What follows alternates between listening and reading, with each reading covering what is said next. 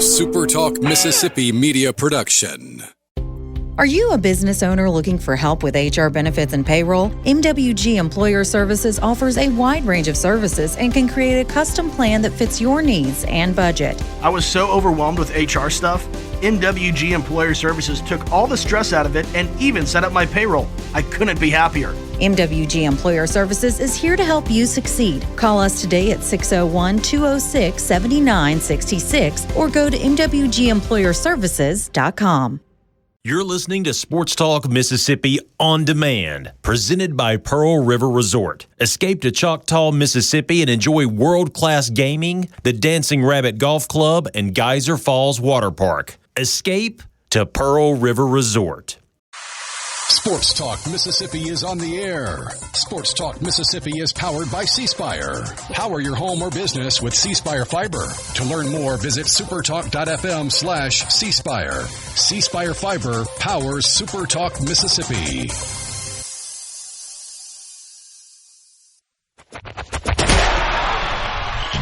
To the junction, in the grove, and to the top. This is Sports Talk Mississippi. On your radio and in the game, right here on Super Talk Mississippi.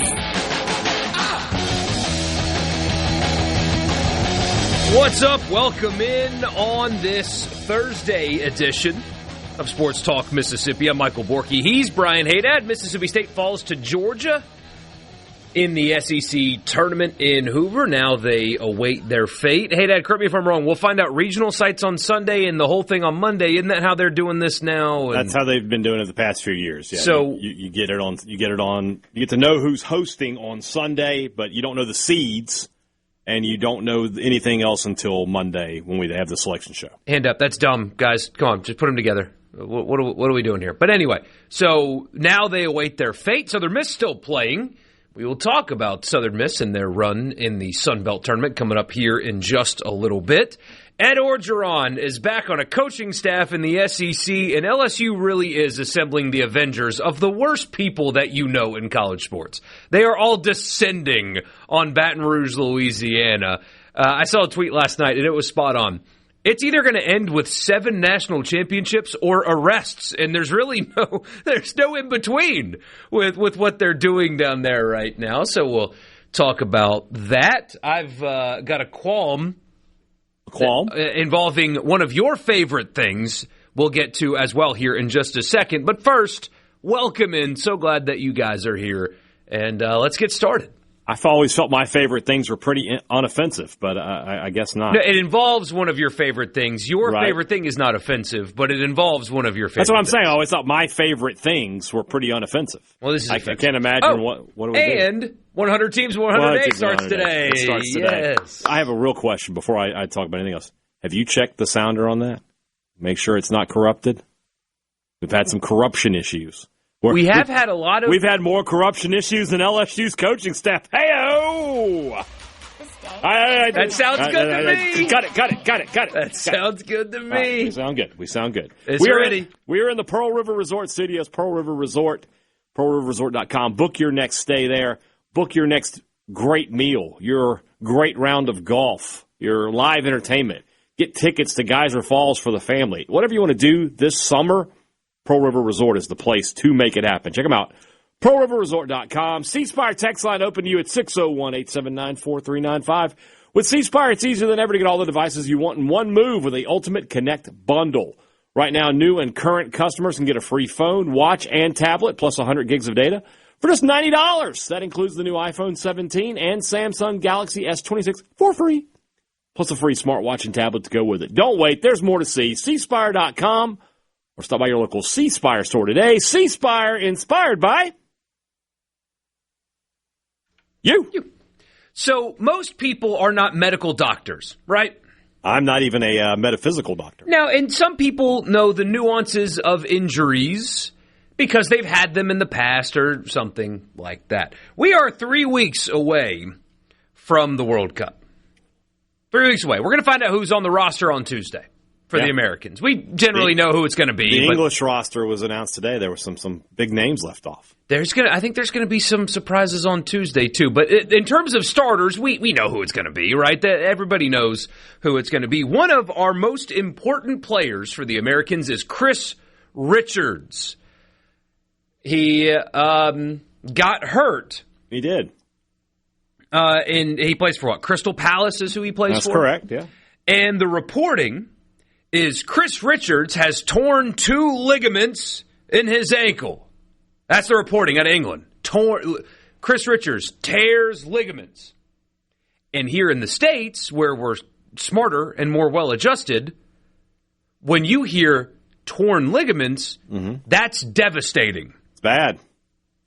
He sprained his ankle. Yeah. Over there, they call it torn ligaments. And that's essentially what an ankle sprain is. This is the thing? That's what bothers me. In England. This is the thing that's one thing that I like. I like European soccer. I don't like the way the English speak about things. I don't like calling an eggplant an aubergine. What are we doing here? Their manager after the game, he tore 2 ligaments in his ankle. And most people are like, whoa, that's horrible. He's like a key component. We're pretty thin on the back end anyway, and he's a quality player and in really good form, and we need him, and he tore 2 ligaments. He's done for the World Cup. This is a disaster. No, he sprained his ankle. He's going to be fine. Yeah, He'll be out a couple days. That's it. But those idiots over in England put a scare into people like me, because, I guess I knew that a sprained ankle was like a partial tear in your ligament, because I have done that. I don't want to tell you how I sprained my ankle, because it's embarrassing. But I did. And that was the explanation. Most people don't know that, though. There was a meltdown today, Hadad, because of your European soccer people. I didn't do it. You didn't do it. You're innocent here. Yeah. But they, with the way they explain things, Hadad, there was a meltdown for about 45 minutes today in the American soccer world because we thought Chris Richards was done for the World Cup. No, he's fine. He's fine. He'll be okay. He might even play in Crystal Palace's next game in like 2 days or whenever it is. It is this Sunday is the final game of the regular season for everybody. Yeah, I don't want him to play, by the way. No. Well, he might take that one off. Yeah, he needs to. They've got nothing to play for. They can't be relegated, and they can't make Europe. So that really bothered me. I needed to get that off my chest because I thought it was going to be something, I almost had a meltdown today over it. No, you're good. I'm nervous about this World Cup. I'm excited. And I thought we lost Chris Richards. But no, people over in England are just lesser than different. we are. They're just hashtag built different. Just different, whatever it is. Yeah, just different. Or just the same, because you're just bringing everybody back. I don't know. But let's go to Hoover. 5-3, the final score. Georgia beats Mississippi State and ends their run in... Well, run is being generous. They played one. They did beat the hottest team in the country. They did. In Missouri. They did. But what do you think, Hadad? Stone wasn't great, but Georgia's one of the best teams in the country, too. Mean, you made one mistake. Through one bad pitch, it ends up in the seats, and that's how you lose the game. This is a team that averages almost 11 runs per game, and you gave up 5. Pitching wasn't the issue for State. Hitting into 5 double plays was the issue for Mississippi State. Their hitting just did not show up. There's a base running error, too. He got picked off. Yeah, they did. And that's been an issue all season for Mississippi State. They just have not been the cleanest team on the base path for whatever reason. But this is kind of what this team is at this point, and I keep making this comparison. I'm going to come back to it. This is a Dan Mullen baseball team. They can beat teams that they are equal to or less than, or that other teams are less than them. But when they play teams that are better than them, they just can't find wins. They're now, if you look at their SEC record against teams that are going to be in the NCAA tournament, they are 7-15, and 4 of those wins. I'm sorry, they're 8-15, but 4 of those wins are against Ole Miss. So against Arkansas, Texas, Georgia, Tennessee, Auburn, and Texas A&M, they're now 4-15 on the season. That's why I've just convinced myself that this team can get out of a regional, right? In non-conference games, they've only lost twice this year. Once to the number 1 team in the nation, once to Southern Mississippi in Hattiesburg. Other than that, they've been untouchable in non-conference play. So I think they can win their regional. But when they're going to be matched up with Georgia, Georgia Tech, maybe Texas, And I just don't think they'll be able to get past that team. Yeah, we'll look at the regional projections coming up a little bit later. One of the first messages into the show, what happened to state pitching, but as you said, though, that was not the issue today. At all. Now, pitching was definitely not a problem. This is the best hitting team in the SEC, both in terms of average. I'd have given you 5 runs allowed yesterday. Yeah, would have absolutely jumped in and been like, well, they might win. They might win, but they could not. They just, when you hit into that many double plays, you're just not going to win. Yeah, 3 runs on 9 hits for Mississippi State. That's an imbalance. That's an imbalance, and that's been State finds ways to lose sometimes. They always, there's just always something in almost every Mississippi State loss where I can just point to it and go, gosh, if they could have just fixed that, they would have won the game. And it's crazy. State has 17 losses. I probably can do that in 14 of their games. There's maybe 3 games all year where they just got handled, and that's it. And that's why, I keep saying about this team, when they play their best, when they play clean, when they've got Volinkus on the mound and he's dealing and their hitters are coming through for them, they're really, really tough to beat. They can beat just about anybody. But at the same time, there are games where they make mistakes, where they don't pitch as well as they should, where their hitters don't come through for them, and they can't win those games. And so, for me, this season is going to extend another week for sure. I think for sure, State will host and win its regional. But I don't see them advancing to Omaha. That's just where I am with this team at this point. We'll keep talking about this further. Then we'll look at those regional projections. And again, Southern Miss got a tight win last night, but a win nonetheless. We'll talk about that with our friend Bob Getty. And then we'll get to 100 teams in 100 days. I'm so excited to start that again this year. Man, does it feel good. Also, Steve Sarkisian clarified his comments on Ole Miss. And then had more comments. And then took a shot at Texas Tech. We'll tell you, there's all kinds of stuff to get to today. So we're glad you're here, but we'll keep talking baseball when we come back in the Pearl River Resort studio.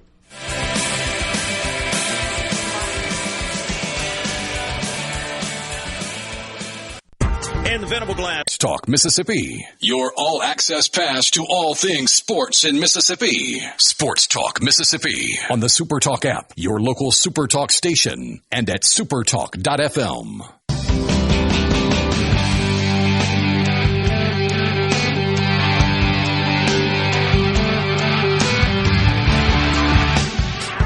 Welcome back, Sports Talk Mississippi. Borkey and I were having a discussion about the English roster. And he said, is Cole Palmer the guy you were talking? I was like, yeah.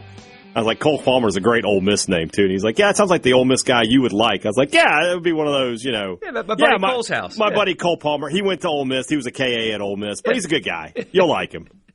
I can have that discussion about him, yeah. I hear every State fan I know has that. He went to Ole Miss, but I like him. Yeah. Like, in real life, you don't have to put that qualifier on. Guess there. what? It's okay. It's you. It's you. I'll take it. People ask me about, he went to Ole Miss, but he's fine. He's a good guy. I'll take it. Nice kid. I'll take it. Marty, hold your horses. We'll get to the Coach O thing coming up later. I did say, though, that LSU is assembling the Avengers of the worst people in college sports. I am excited he's back, though, because that gives me an excuse to use the impression. You don't want to just have to force it, but now I'll have reason to use it. So. One of the Craning Company guys were like, oh, you need Coach O on the sidelines right next to Lane. No, you do not. You need him as far away from the sidelines as possible. Get him a seat in the recruiting section. That's where Coach O needs to be. He sits with the recruits. Yeah. Not even on the sidelines. Don't give him a headset. He does not need to be involved in any of that. But we'll get to that later. So, again, State loses 5-3 to Georgia. The season effectively comes the season as scheduled comes to an end. We are awaiting the SEC tournament, regular season, whatever you want to call it. Now we have regional projections out. Very little updating from D1, but it is new. We'll just kind of get straight to the teams from Mississippi. How about that? Opposite the Georgia Tech regional, so Georgia Tech the number 2 overall with Oklahoma, ECU and Yale. That is almost consensus, by the way. That's what Baseball America had. Mm-hmm. I know some people get upset at specifically Kendall Rogers. I don't know why he gets the most heat of the D1 guys. I think he's just the most active on Twitter, and he gets the most. He's the top dog of that group. Yeah. They don't make this stuff up, though. They don't just, here's what I would like to see or whatever.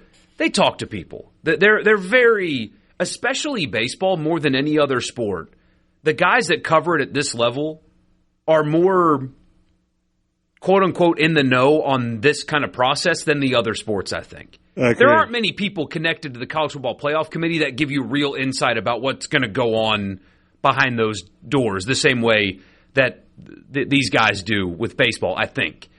They don't put these projections out there just because they think it looks nice. They talk to people and they hear things. Lawrence, Kansas, the 15 seed, with Ole Miss, they're 2, Miami of Ohio, and SIU Edwardsville. If you're going to be a 2 seed, I know Kansas is a good ball club. They won a lot of games. That is the regional that you want if you're Ole Miss right there. That's a great regional to advance in. It's not a great super regional matchup. No, it's not. When you're talking about having to go to Georgia Tech and play one of the best teams in college baseball. But if you're in the final 16, if you're Ole Miss, if you come out of a regional and have a chance there, you'll take it. And here's the thing. Because of the way they're doing this now they're seeding the second tier, they're seeding these 2 seeds. Mm-hmm. I mean, I have to assume, correct me if I'm wrong, Borkey, but if there were an upset and Oklahoma were to come out of the Atlanta Regional, they would come to Oxford? They would. Oklahoma is the 29 and Ole Miss is the 18 in this projection. So you're doing all you can there. Yeah, I'll be honest with you. If this bracket holds, I would predict Ole Miss to come out of it. I think I would too. Because you throw Elliott against Miami, and then, I mean, how many pitchers has Kansas seen this year that has Rabe's you're going to feel really good about it. And or even if you want to do that the other way, I would absolutely feel confident with Hunter Elliott throwing against Kansas. Mm-hmm. Feel really good about that. So that's the draw you want. That's as good as it gets. Georgia, the number 3 overall with Miami, Mercer, and Bethune-Cookman. Mercer was wearing all black uniforms today in the Southern Conference. Because they were going to a funeral. They lost. Yeah. That's stolen bid alert, by the way. Yeah. That's their tournament. They're the Southern Conference, I believe. The SoCon, yes, sir. The SoCon. That's double elimination, so they have another loss. But if Mercer does not win that conference tournament, that will be a 2-bid league because Mercer's going to get in. Mm-hmm. And that'll be a stolen bid for somebody down the road a little bit. So possibly NC State, Michigan, Kentucky, ECU is kind of who you're looking at there. NC State took a blow today. Their coach is retiring. Coach retired. 30 years there, 30 right? years. Long time. It was a long time. But Georgia is opposite Mississippi State, the 14. So that's likely around where they're going to end up. Mm-hmm. With Coastal Carolina, the 2, Michigan and St. John's. I tend to think some people were talking on some message boards that maybe because State has played Georgia 4 times, they won't do that. I think it's more likely they send State to Georgia because State's already been to Austin. And since Texas is the 4 seed and State's already been to Austin, but State played Georgia at home, maybe that's the way you want to do things here. So that makes a lot of sense. That makes sense to me anyway. Again, State with having Coastal Carolina, who may be, a team that is just down right now. They cannot find it. That would be great news for State. Michigan and St. John's. St. John's is a pretty good team. Michigan has been not great this year.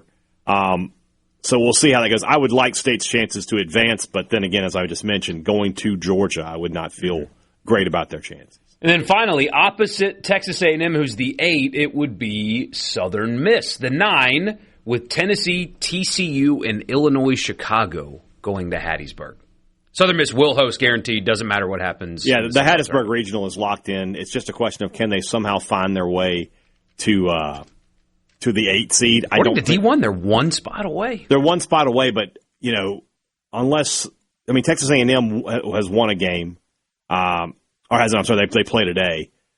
If they win their game, I don't know that they're going to be able to drop enough to get there. So we'll see.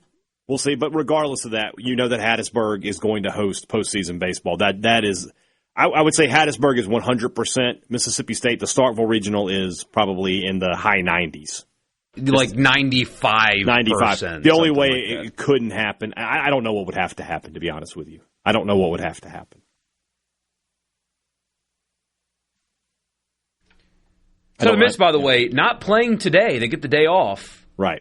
They are facing, though, Troy. A lot of delays. It's conference tournament week in the South is always going to be rainy. It just, when the SEC tournament's in Hoover, when the Sun Belt tournaments, wherever they want to play it, there's going to be rain. Like, we can be going through a drought, but if we get to the middle of May and it's conference tournament week, the clouds are coming. You will get rain this week. It's just going to rain. So of the 3 draws in these projections, so for Southern Miss, it's Tennessee, TCU, Illinois, Chicago. For State, Coastal Carolina, Michigan, St. John's. And for Ole Miss, Kansas, Miami, SIU, Edwardsville.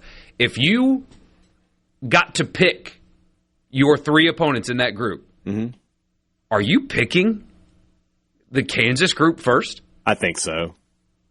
You know, Coastal, I mean, Coastal was a top 10 team earlier this year. They have talent.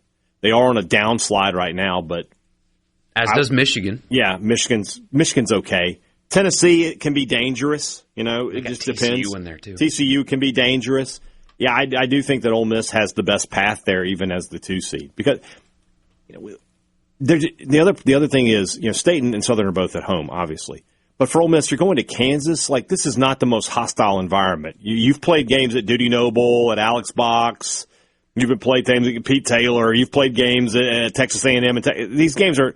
You're not going to be intimidated by whatever atmosphere Kansas throws at you. I don't know if you've ever taken a look at the ballpark. It's like maybe 2,000 people. Maybe they get temporary stands out there, but yes, it is a very, very small. I don't know about the dimensions, but in terms of actual people there, very, very small. Like UCLA small. Somebody says we're underestimating Kansas. I mean, they're 20th in RPI. They're a good ball club. They're a decent ball club. I mean, their strength of schedule is 66. Their non-conference strength of schedule is 152. They have 4 bad losses on the season. I don't think I'm underestimating you. I think I'm telling you that they're just not great. The reason they're hosting is because they are the Big 12. They're going to be the Big 12 champ. They've been able to stack a bunch of wins. If they had the exact same record, and weren't the Big 12 champ, they would not be. Hosting. Simple as that. In terms of, Ole Miss could go up there and lose, without a doubt. Yeah. They've just played an entire season's worth of games against teams that have more talent than that. Yeah. And have been successful against them. So, I mean, again, Kansas is a good baseball team. Don't get me wrong. Yeah. But I would think that Ole Miss is the best team in that regional.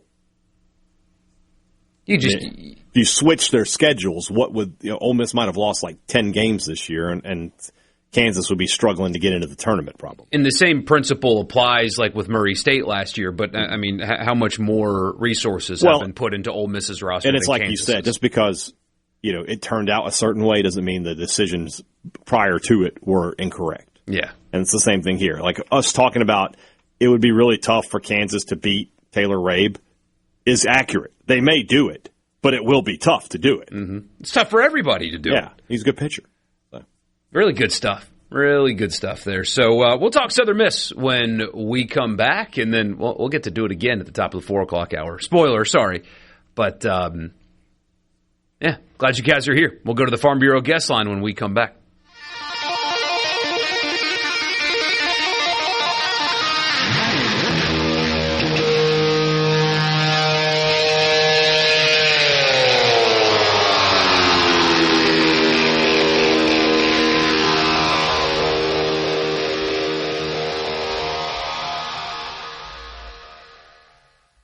From the Seabrook happening in Mississippi sports, you'll hear about it first, right here.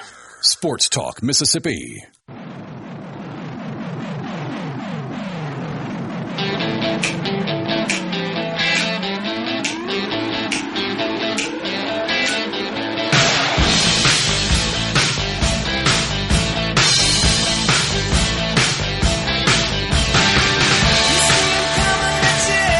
Welcome back, Sports Talk Mississippi. We go to the Farm Bureau guest line right now. Check out favorites.com and go with the home team, Mississippi Farm Bureau. He's in Montgomery with the day off because Southern Miss got a win, and they get to wait until Friday to play again. Bob Getty, our friend, Super Talk Eagle Hour, joins us right now. And, Bob, what are you doing with your day off? Well, I'll tell you what, I wasn't planning to have a day off.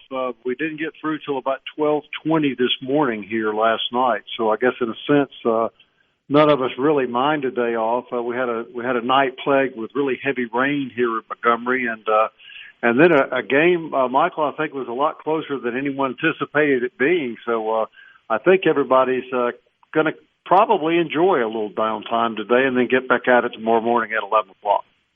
This team kind of feels like they do that a lot in a good way. I mean, they've had a lot of close games this season and either got down early or played close and just found a way to overcome it. They did it again last night. Well, they do. They've been doing that all year long. You're exactly correct about that. We've kind of had a joke around here that said we could play UCLA or UL Monroe and it would still be a 2-1 game. I think that probably stems from Southern Miss is a very pitch heavy. And, I'm not saying they don't have a good offense, not the best offense they've had in recent years. And I think that combination tends to put you in a lot of close games. But again, last night, they hit well enough to win when the game got restarted. And then, of course, down the stretch, Southern Miss's bullpen held off Georgia State, who put up quite a fight last night. But as you well know, anything can happen in tournament baseball. And last night was just one of those really good, competitive, and hard-fought baseball games. Bob, we were talking about Southern Miss 3 weeks ago and saying, with the 3 conference series they had remaining and the RPI of those teams, Golden Eagles really couldn't afford a lot of slip-ups, maybe 8-1, but beyond that, they might have put themselves in danger. It's one thing to say that. It's another thing to go out and sweep your last 3 series and really play your best in the last series of the 3. Does this team look different to you than it did maybe even 3 or 4 weeks ago? Are they playing their best baseball right now? I think they are, Michael, and I think you could tell in their body language. I think they have their swagger back. I think they play with a lot of confidence. They were very, very loose group last night. They were getting ready to restart the game at 10 o'clock. As you say, they had a slump. They had a 15-game stretch where they were 8-7. They've now won 10 straight games, and the vast majority of their games since that, I guess you could call it a slump. But yeah, I think you're right. I think here's the big difference too. I think the bottom of the lineup has really started producing some RBIs and some hits that earlier in the year they weren't doing. I think they finally found what they wanted to do with the DH position and swapping out the third base players with the DH spot. And then, I think when they moved Camden Clark to a starting role on Saturday, he's just really been brilliant. It was really late in the year before they really settled on a weekend rotation, but I think once those things happened, once they settled on that rotation, and then once the bottom of the lineup began to get a lot more productive, things really turned around. And I think right now, I think Southern Miss is a very dangerous baseball team right now. Going back to something you were just talking about, the way they've made their weekend rotation what it is.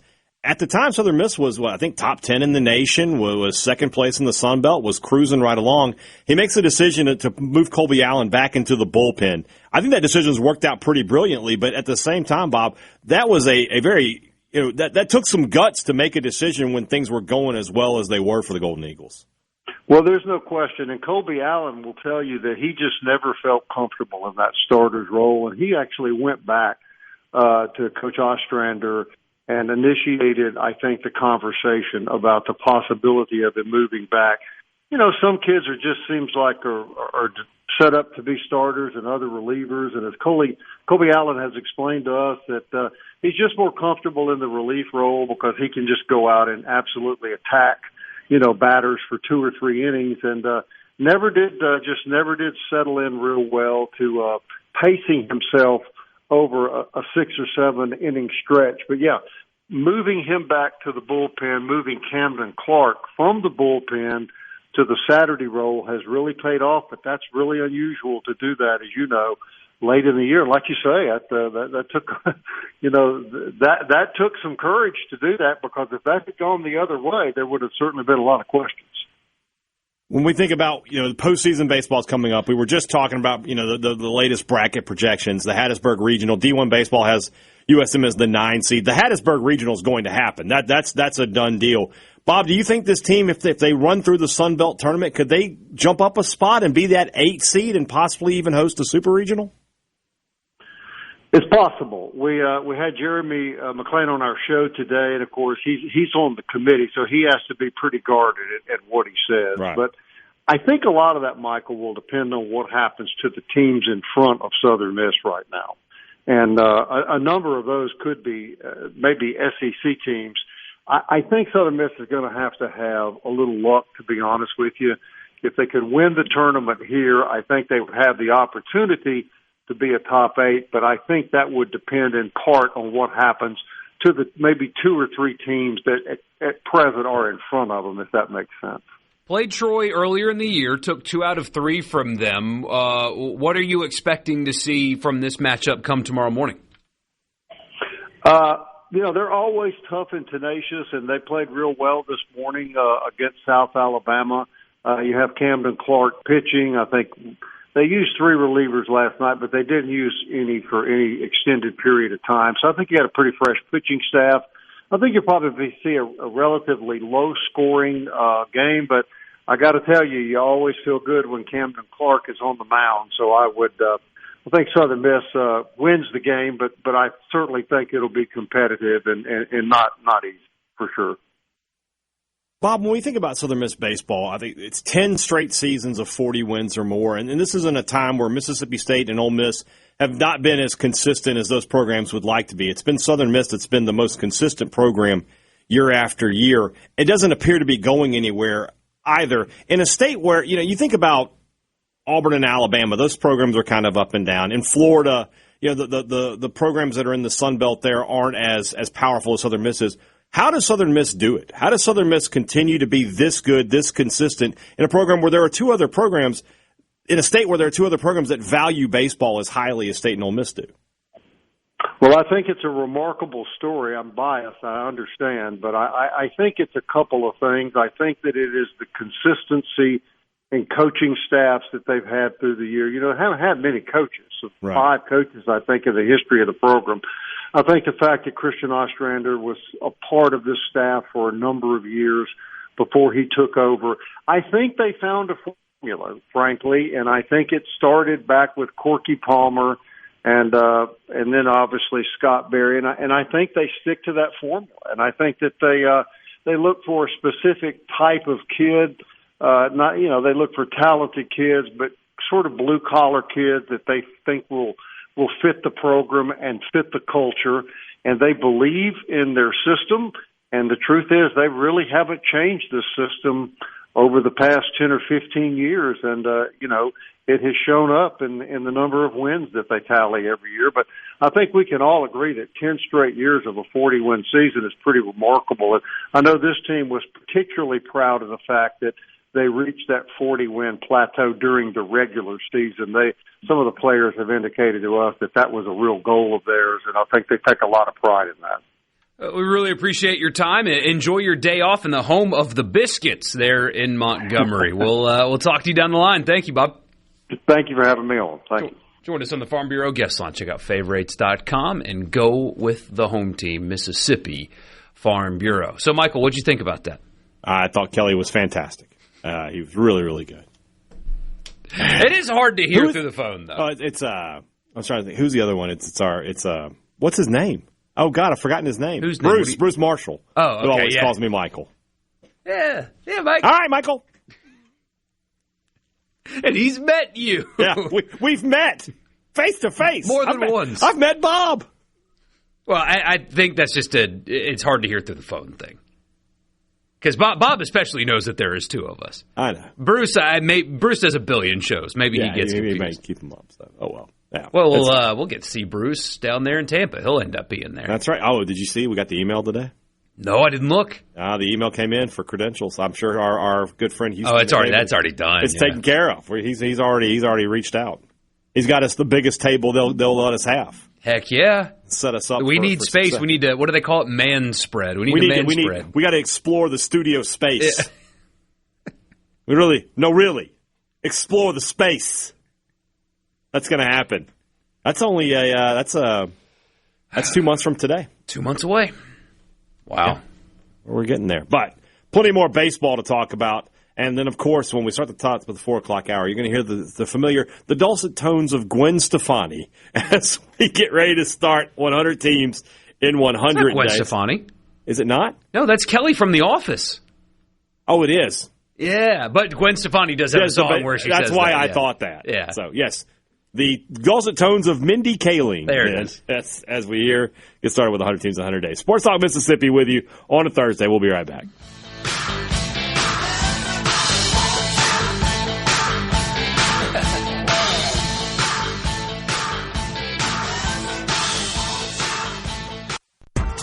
Talk Mississippi on the SuperTalk app, your local SuperTalk station, and at supertalk.fm.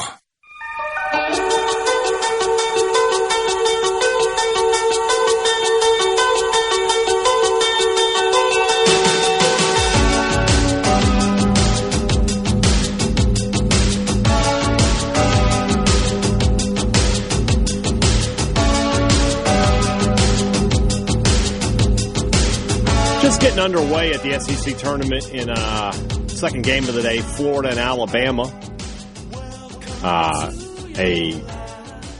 Florida has got the 1-0 lead in that game, if I'm reading this right. Tyler Fay, who threw a no-hitter against the Gators earlier this year, is starting for this game for Alabama. He has given up a run. So his scoreless inning streak stops at 10 against the Florida Gators. So the Gators, I believe, are up 1-0. I don't have a score. I just have a tweet that I'm trying to get context clues from, Borkey. Am I correct? Do you know? I'll take your word for it. You're just going to have to take my word. I could be saying anything. I don't have the Florida stream up right now. I'm you not don't have the watching stream. that. It's the live side. Oh, it's, yeah. That says, hold on. Oh, okay. This is misread. It says scoreless. It should be hitless. It's hitless. It's still 0-0, but they did get a hit on him. So, there we go. How much of the SEC tournament do you watch after you don't, technically have to? Very little. Same here. Very little. Because at this point, it's irrelevant. The teams that are left are all getting into the tournament. There's no Cinderella to make a run here. You know, once LSU and Vanderbilt were eliminated, what is left at this point for them? Yeah, there's the guys that were in the camera shot. A bunch of LSU fans sitting front row for the State Georgia game. One of them had a 2-year-old girl with them and stuff, and those people will spend the entire week there. And it's fun. I can't get behind that. I'm not dumping on Hoover. They built a playground that's awesome, stuff like that. I get it. But once your team gets eliminated, don't you want to spend the rest of the week doing something else besides hanging out in Hoover? You would think. Especially if you're one of those RV guys. Unplug that RV and go take just get up and go somewhere. Yeah. It's not like you're locked into a hotel room for a few days or something. Just get up and go. Yeah, just go. But there are some people, look, there are some people who really enjoy college baseball. That 2-year-old girl does not enjoy college She's not baseball. one of them, no. I would agree. I don't know how you're going to survive with that one for that long, but maybe it's just a me problem. When my team's done, I don't want to stick around for 4 days to watch other teams. Yeah. Especially games that don't really have a lot of stakes. Yeah, it's like you're watching the title. It's like one thing if you're at the NCAA tournament and your team got eliminated from the Final Four and you still have national championship game tickets and you're like, I'll stick around. I'll watch that game. This is the SEC tournament. If Georgia wins it, nothing changed for Georgia. Yeah. Texas A&M wins it. Nothing really changed for Texas A&M. So. He says, Borkey, Snom, no, I just don't. I don't understand hanging around for days. He did go to Ole Miss, so he is a little bit of a snapper. Just a little bit of one. No, I just don't understand hanging around for days. When Kentucky fans hang out and watch the rest of the SEC basketball tournament. Oh, see, but a lot of those guys unload their tickets, and that's how you get them for cheap. When they lose on day one, you can go see the rest of those games for $20. At least you're in Nashville, I guess. But even Nashville, after a couple days, is all right. Well, it's just if you go to a trip for a sporting event and your team is eliminated quickly, that can be weird. It's one thing if you go to Nashville, you're like, hey, we're going on vacation, we're going to Nashville for a week. Okay, you plan out the week, you got stuff you want to do. Play golf, go to steeplechase, whatever. But if you are we're going to go to the SEC tournament, and on day one your team is out, you're like, are we still going? Or do we have to find stuff to do now? So, which would be a nightmare for me because I'm a planner when it comes to vacations, so. Couldn't deal with that. Yeah, I would just get in the car and go home. Hoover's nice. Again, they've done a great job there. I would just go home. I like being home, though. Yeah, you're a homebody. I like being home. I don't mind being home. Maybe some people just like to watch baseball, man. You're not wrong, but again, the 2-year-old girl is not one of those people. They're putting that little one through some stuff there. I am not a college baseball sicko. I'm not a college baseball sicko either.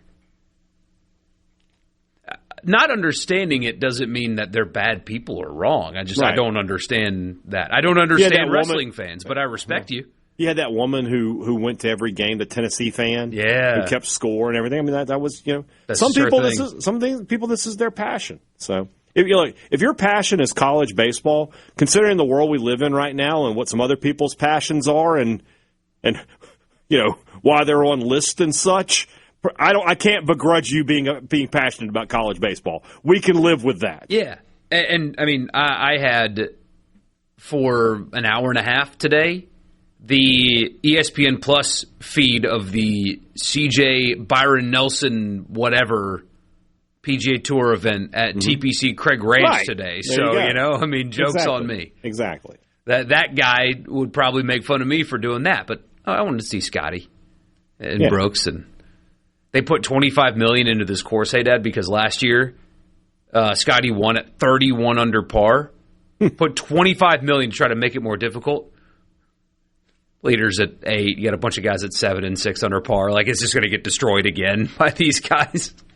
They need to figure that out. They got to figure out what's going on with the situation.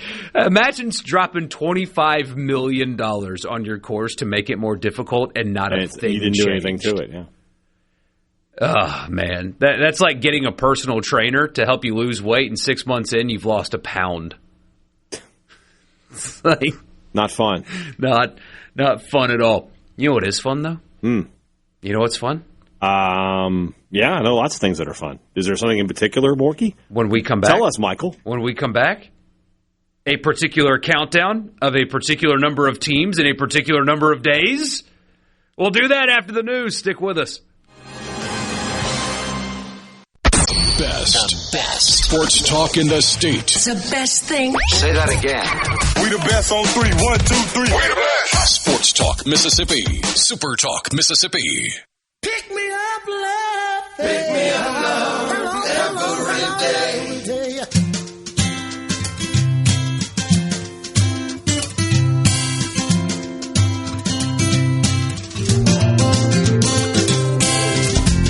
Pick me up from the bottom up to the top, love, every day. Sports Talk Mississippi here with you on a Thursday afternoon. It's been raining the past few days. That means the grass is soaking it up. It's taunting you out there. You're going to have to go put it in its place, and the best way to do that is with a John Deere mower from our friends at Ag Up. The Drive Green sales event is still going on over at Ag Up. Still got a few days left, couple days left, I should say, at all Ag Up locations. 0% financing on John Deere tractors for up to 84 months, an additional $500 off select models. But all you've got to do is show up and get a quote on a tractor to get entered into a contest to win a pressure washer and a John Deere generator. That's worth up to $1,500. 15 locations, that means there's one near you, or you can visit them online, agup.com. You're down home. John Deere dealer. It's 100 days from the start of the college football season. That means you know what's up on Sports Talk Mississippi. It's 100 teams in 100 days. This day is bananas. B-A-N-A-N-A-S. This day is bananas. 100 teams in 100 days. Okay, ready? 3, 2, 1, go! It's the final countdown. Team number 100. Now, point of order. The FPI has not been released yet, so I used Bill Connolly's S&P Plus. S&P Plus is a bit of a, it's kind of flawed at times formula, but got a ranking of 1 through 100, and thus we are going to use it, a very familiar name. They were actually team number like 117, but not going to leave them out. So team number 100, you know it. Southern Miss.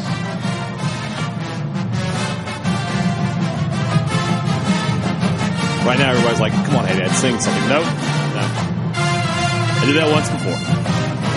Southern Miss football went through a very interesting offseason. If Lane Kiffin didn't exist, Southern Miss would have had a lot of our attention, not only because it was pretty clear that a coach was on his way out the door, but also in a press conference said, And a press conference at Southern Miss as the head coach of Southern Miss. That I looked out my window and saw Beale Street. And showed a recruit Beale Street. Whoops. Coach? Yeah. But last also, season... if Lane Kiffin didn't exist, we would never have known about fake dog ownership. Yeah, that's true. Regardless, back to Southern Miss.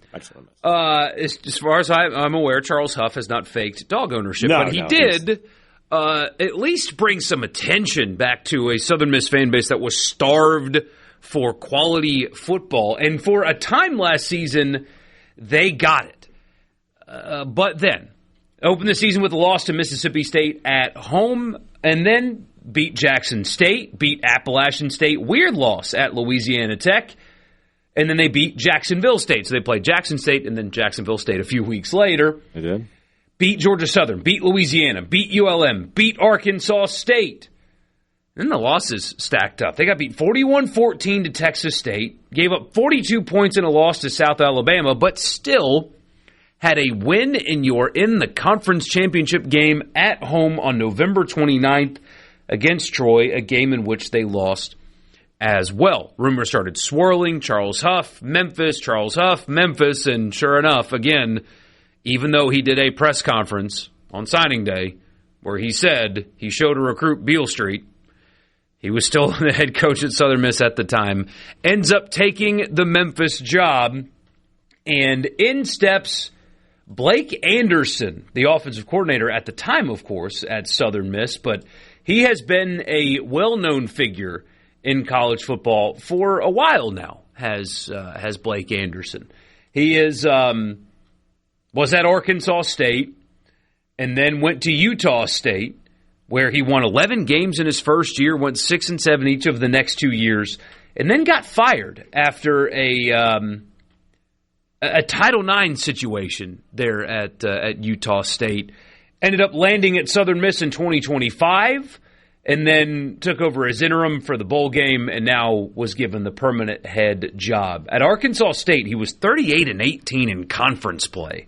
At Arkansas State, was 15-9 in conference play at Utah State. He is well known and respected in the coaching industry as just solid. He is, you know what you're going to get with Blake Anderson, competitive, solid football on a year-in, year-out basis. Just a winner, just a good coach. And, we talked about him last year coming in. We said, man, that's a really good addition to Charles Huff's staff to be able to bring a guy of that caliber in as an assistant coach. And I think, at the time, we weren't saying it, but we were like, if Huff is to move on, you've got a guy on staff right there that can maybe stay on board and keep some continuity. And that's what they've done down in Hattiesburg. And you saw last year how quickly you're able to turn things around in this era of the transfer portal with the right coach and the right pieces in place. And I don't see any reason why Blake Anderson can't keep the positive momentum going there in Hattiesburg. This season, they open with Alcorn State, then go to Auburn in week 2. Then they face UConn and go to Tulane. So 2 road games in the non-conference, and then that Tulane game. That Tulane game is spicy with Will Hall. Will Hall on the other sideline there, yeah.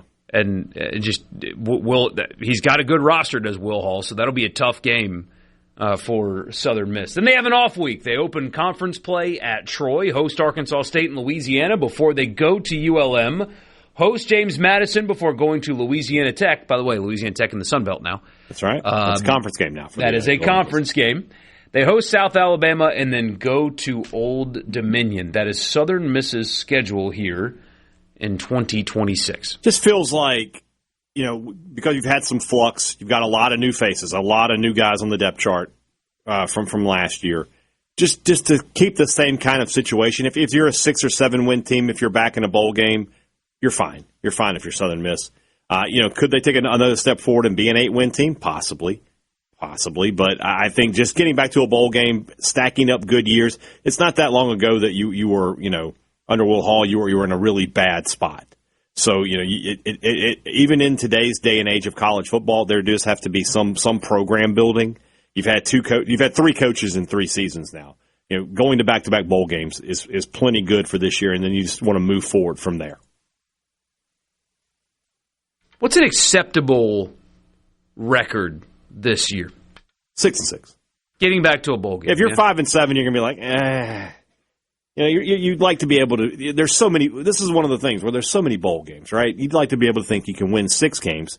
You win 2 of your non-conference games, so you're probably not going to beat Auburn, and win 4 games in the Sun Belt and go to a bowl game. That seems like a perfectly reasonable answer to that question. Is Louisiana Tech still on schedule to play 28 games this year? They're not. They got it figured out. They're not. Legally, that is what it is. When you think of Southern Miss football, what do you think? See, I mean, is it as simple as Favre? Well, no, because I'm older than that, man. I think of Jim Carmody. I think of the Nasty Bunch. I think of Reggie Collier. I think of a team that for years was a thorn in the side of Mississippi State and Ole Miss. Ole Miss won't play them anymore because of the way that Southern Miss was able to beat them from time to time. They got out of that. State still plays them. It's a different kind of rivalry now. It's not the same as it was in 85, 86, 87, stuff like that, but still a rivalry. And I think of a program that has, been through the years, has been a winning football program, has put a lot of great players out. So, being from Mississippi and being of the age that I'm at, I think of Southern Mississippi differently than maybe you do, or maybe somebody who's outside of the state of Mississippi would be like, I don't even know what that program is. Is that, that's where Brett Favre went. They would think Favre first. I think of, a lot of different names. And now. So this is what we're going to do. This is going to be our little gimmick this year for this. We are going to use TripAdvisor.com and ask it what the best restaurants in each of these college towns are. So if you want to argue, you're arguing with TripAdvisor. You're not arguing with Brian Hadad. And I'm not going to argue with TripAdvisor either because it's got number 1 as Crescent City Grill, which is a fantastic restaurant that I've had the pleasure of dining at more than a few times. Our friend of the show, Robert St. John, the proprietor of that fine establishment. A lot of great stuff on the menu. If you're asking me what you should get, the crab meat wontons are a must. The smoked duck spring rolls, also outstanding. Definitely want to get the catfish plaquemine. Now, that's a big eater's plate, Borkey. That's a whole fried catfish fillet covered in... Oh, no. Sounds awesome. I know. It's also covered in a crawfish cream sauce Creole cream sauce with shrimp and andouille sausage and served over a plate of jambalaya. So I don't know if you can handle all of that. But I will tell you this, when you go to Crescent City Grill, and everybody who's ever been there knows this, you got to save room for dessert and the white chocolate raspberry bread pudding. One of the best desserts I've ever had. So Crescent City Grill, you get to start off our countdown of 100 Teams in 100 Days as, in our opinion, the best restaurant in the city of Hattiesburg. I'm looking forward to going over these menus and telling you what I think of them over the next few weeks. That's team number 100 on the countdown of 100 teams. A great start. In 100 days. We'll be back. Smile fades in the summer. Place your hand in mine. I'll leave when I wanna. From the Sports Talk Mississippi is brought to you by Covington County Hospital in Collins, where your health matters. And now we have a special surprise for everyone. Give it to me. More Sports Talk Mississippi right now on Super Talk Mississippi.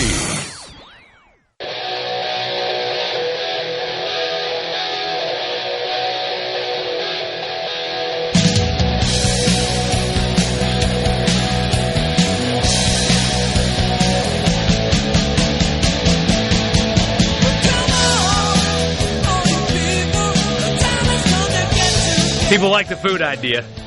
Good. That was a hit. Yeah, look at that. That is definitely from Crescent City. That's good stuff. Goodness gracious. That looks outstanding. Somebody says Southern Miss used to do more with less than anyone. It's true. I mean, yeah. There was a time where they would play. I mean, they could go to SEC teams. They've beaten Alabama. They've beaten Auburn. I think they beat LSU. I could be wrong. We all remember them beating Nebraska. They've beaten Mississippi State and Ole Miss a number of times. It's a different day and age in college football now. The money situation just makes it if State loses a game to Southern Mississippi, it's a almost unforgivable upset. We talked about it last year that if coming off a 2-10 season, we didn't really know what to make of Mississippi State. But we said if they lose to Southern Miss and Hattiesburg, I mean, Levish might as well just get on a bus, not come back. It's over. It's just a different day and age. But Does that mean it won't be a tough game? No. And does that mean that Southern Miss in the Sun Belt can't be very competitive and compete for the championship? They almost did it last year. They were on the verge. Just had that little late season slide there. But, yeah, that's still a really good program. I've already checked out, Borkey let me know one of the places what we're going to be talking about, because we have to do 2 tomorrow with it being Friday. And, yes, the food idea was very good. The only problem, Borkey, is that now I'm hungry. Good. So I gotta wait an hour, almost 2 hours to eat. So, well, we'll figure it out. We will figure it out. So, what is it about the offseason that causes SEC football coaches to act like they're tougher than they are? You got the quotes from Lane. We won't spend any time on this. Talking about how the SEC, the reason the Big Ten is having more success is because the SEC's tougher. That falls flat, because 5 years ago it was the SEC is winning all the time because it's tougher. Now the SEC is losing because it's tougher. Right. Which one is it, guys? It's both. It sounds like excuse making is what it sounds like. But that's not that bad. Whatever. Coaches, 5 years ago were having to rationalize, why is the SEC getting so much favoritism? Why does Florida State not get into the college football playoff when they're undefeated, but Alabama can get in with a loss, and so on and so forth? They had to rationalize that. Now you've got to rationalize that you've lost 3 national titles in a row. And it's not even just that. You're losing to them in other games, You're losing to them in the bowl games, too. Yeah, so college football coaching is half scheme and half rationalization. Yeah, and how about this one? This is Steve Sarkisian, who, by the way, he clarified his basket weaving comments at Ole Miss. Of course, these won't go near as viral as the old ones. Mm-hmm. He was saying what I said here on this show, that what he was trying to say, and he did it poorly, was you have to take a certain amount of classes at Texas to get a degree, whereas you can transfer to Ole Miss and take fewer classes at Ole Miss and get a degree. Texas, you have to take more. That's what he was trying to say, but he did the basket weaving thing, and On3 made the graphic, and there it goes. Today, though, Steve Sarkisian said, quote, when he was asked about the College Football Playoff Committee factoring in strength of schedule. Here's the quote. There's a team in our state that plays in another conference that has a schedule that I would argue if I played with our 2s and 3s, we could go undefeated, and they'll probably make the college football playoff this year. End quote. Everybody thinking he's talking about Texas Tech, that's because he's talking about Texas Tech. It's about Rice. Hey, Coach, you lost to Florida last year. 4-8 Florida. One of their wins was you. Were they 4-8 last year? That was a 4-8 Florida team that beat Texas last year. Do not get behind a podium and start mouthing off about how my 2s and 3s could go undefeated with that schedule when your 1s lost to a garbage Florida team that fired their coach last year. I don't want to hear it. And people buy that in May. I bet your fans love it. Oh, look at him. He got Texas Tech. Well, you guys forgetting what he did on the field? You're at Texas, man. How about you beat a bad Florida team first? How about you compete for a title first before you start taking shots at somebody else? Because I promise you, that Texas Tech team last year could have beaten 4-8 Florida. Promise you they could have. Don't tell me that your 2s and 3s could go undefeated in any schedule when your 1s can't beat Florida. I don't want to hear this. I'm tired of SEC people, coaches, media guys still chest thumping about how much more difficult their league is. Win first, talk second. Or don't talk at all, but win first, talk second. Because you're not doing any winning right now. Get the grip back first before you start telling me how difficult it is to play in your league. I can't disagree with anything you're saying here. At the same time, though, we do have to take one thing into account. And I'm not defending Sark or anything. Where were these comments from, by the way? Where was he talking when he made these comments? What was it, the Houston? He was talking at a booster meeting. Yeah, but still. All right, that's something that used to not get out. But they let media there. That's the issue. Like, I have been to some of those things, and I know some of the things that Jackie Sherrill said in the past about Ole Miss that he probably would not have wanted out there at the time. But you were in a friendly environment, and you could say what you want. It's a little different nowadays, and Sark's got to be a little bit more aware of that. But he's talking to his people there. Those are Texas people. But if I were a Texas person, I'd be like, hey, coach, shut up. But that's not how fans think. Fans are just like, yeah, that's right. Texas Tech doesn't want to play us. We play Texas Tech's schedule, we'd go 12-0 and probably wouldn't get scored on. That's how fans think. Yeah, and they're wrong. Well, I mean, it is what it is. Yeah. Just do the comedian thing. Because, like, you can go Dave Chappelle does stand-up shows, and if they catch you with the phone, they remove you. Mm-hmm. Like the Masters. If you don't get your quotes out, you can make sure that they don't get out. I don't know why I'm so hell-bent on talking about this so much, but the SEC's lost its grip on college football, and some people have not come to grips with that yet. Got to wake up a little bit. They aren't, though. I am enjoying how, by the way, the response, by the way. I don't know if you've seen. Texas Tech's GM has said some stuff. No, I have not. Cody Campbell, the big-time billionaire. I'm kind of sick of him, too. Well, he's jumped in. He's like, schedule us then. It's like, we've tried. Yeah, that's the good stuff. This is you see you don't like Sark saying that, but it sparks great stuff. No, I don't like Sark saying it, but schedule us then. By the way, awesome. going back to a year. Remember what I talked about? This like you've got to be able to move these college football playoff things around to get the best matchups. I really don't care about seeding. I've determined I don't care about it. Like there should have been a world where Texas Tech had to play Texas A&M had they advanced. You've got to get that game. You have to make that happen somehow. Mm-hmm. And so I'm hopeful maybe the playoff will get us a matchup like that this year. Maybe so. I hope so. That would be great. That'd be fantastic. It really would. By the way, Ahmad Hardy, just another random college football thing, released a video statement today. Seemed to be in good spirits, starting his rehab. Love to see that. So they got him back to Columbia. No real update on when he'll be able to play, but he did release a video thanking people for the prayers and stuff like that. Nice, so man. that's good stuff. That was good to see. On the text line, somebody says Sankey needs to go. The Big Ten is superior at the moment. Should have been beaten by State. Also, another one says if they hadn't out-punted their coverage. See, you'd gone undefeated with Texas Tech's schedule, but you should have, would have, could have, but you were on the ropes, we'll say, against Mississippi State, and it took an incredible comeback to win that game. Brother, they've forgotten remember the monkey story with his special teams coach? The pole assassin? Yeah. What was the resolution? Did that family... They're married now, but you got rid of the monkey. True love finds a way. I guess, man, but I'm sad for the monkey. Yeah, where is the monkey now? I don't know. The man married the pole assassin.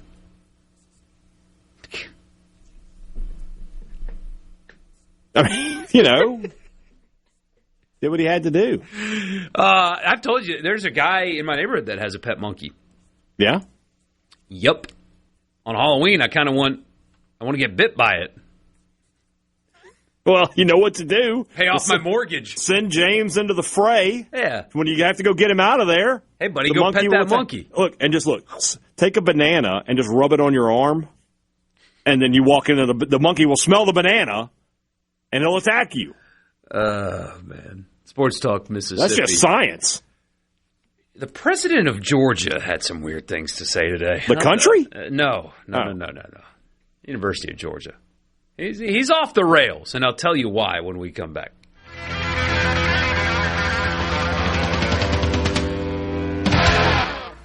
From thesebro.com, Sports Talk Mississippi is back. This is it. Super Talk Mississippi.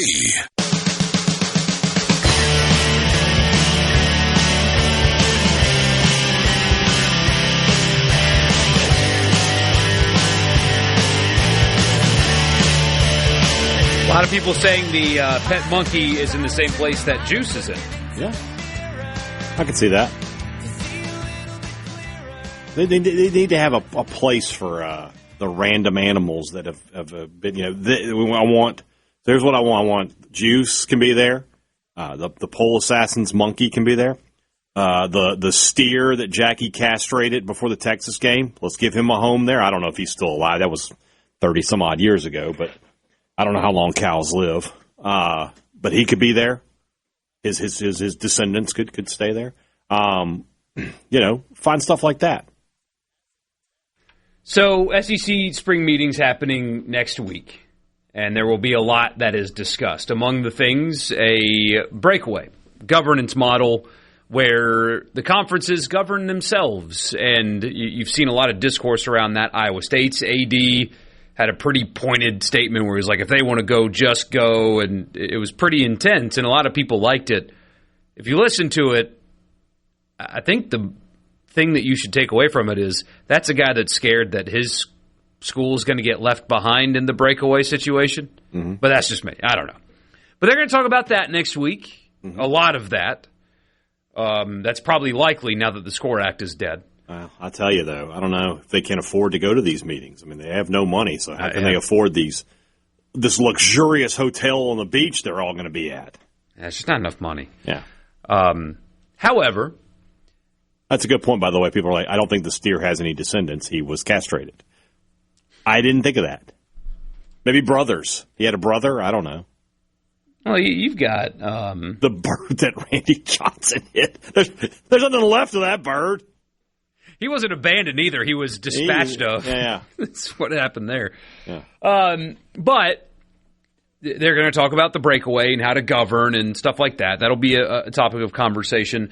I assume there will be although he hasn't been on Twitter, so maybe the muzzle is finally put on, but there's going to be hey, Lane, shut up from the top of the league office, I think. Mm-hmm. There's also going to be discussions about the expanded playoff and should they not. Here is the president of the University of Georgia talking about that thing. His last name is Moorhead. I think his name is Joe Moorhead, but spelt differently. Moorhead said, this is from The Athletic, Moorhead said he didn't know if there would be a vote on any of the non-college football playoff expansion topics next week in Destin, but expects there to be robust discussion. The hope is that the SEC would take the lead, then other conferences would follow, and they would all end up in a better spot than the current situation. But if not, and there's no agreement on a playoff format, sidebar, the SEC is the only one that does not want 24 at this point. Remember, the SEC and the Big Ten are the only ones that actually have a say. Anyway, the SEC could the SEC just pull away and run its own postseason? Probably could not happen until after the 2031 football season, since the college football playoff contract runs until then. However, the president of Georgia likes the idea. Here's the money quote. I think that would be fantastic, he said. I can't imagine the ratings if that happened. Georgia-Alabama in the SEC championship last year had ratings through the roof. Imagine if that had been for the national championship. I think our fan base is strong across the country. I think we'd have tremendous interest in a situation of that nature. But again, I'm going to be listening to the commissioner. President Moorhead, I cannot express to you any stronger how stupid of an idea that actually is. An SEC-only playoff and championship? Yeah. I'm here to tell you, brother, the ratings would not be through the roof for that. No. They would be fine. They'd be fine. They wouldn't be anything spectacular. When you've got Ohio State and Michigan and others playing in a different playoff, whatever, no. You would not draw a national audience for that game. You would cheapen your league. You would cheapen the quote-unquote national championship that you claim. If this is anything other than a negotiating tactic, I fear for the future of the Southeastern Conference. And if it is a negotiating tactic, the Big Ten should laugh at it. Okay, guys, go have it. Yeah, go ahead. All by yourselves now. Go for it. I'll keep Clemson and Florida State and Ohio State and Michigan and Penn State and Oregon and Southern Cal and Tech. I'll keep everybody else. You guys go off and have your own little fun by yourself and see how long that lasts. It's the dumbest thing I've ever heard. I can't get on board. Simple as that. Like, if we're going to expand this playoff, it's got to be a full let everybody go expansion, which I'm not in favor of either. I saw, Bud Elliott is a guy, we've talked about him on this show before, right? And I don't agree with a lot of what because he is, if I'm an SEC homer, he is the opposite of that. He is an SEC hater. It's just simple as that.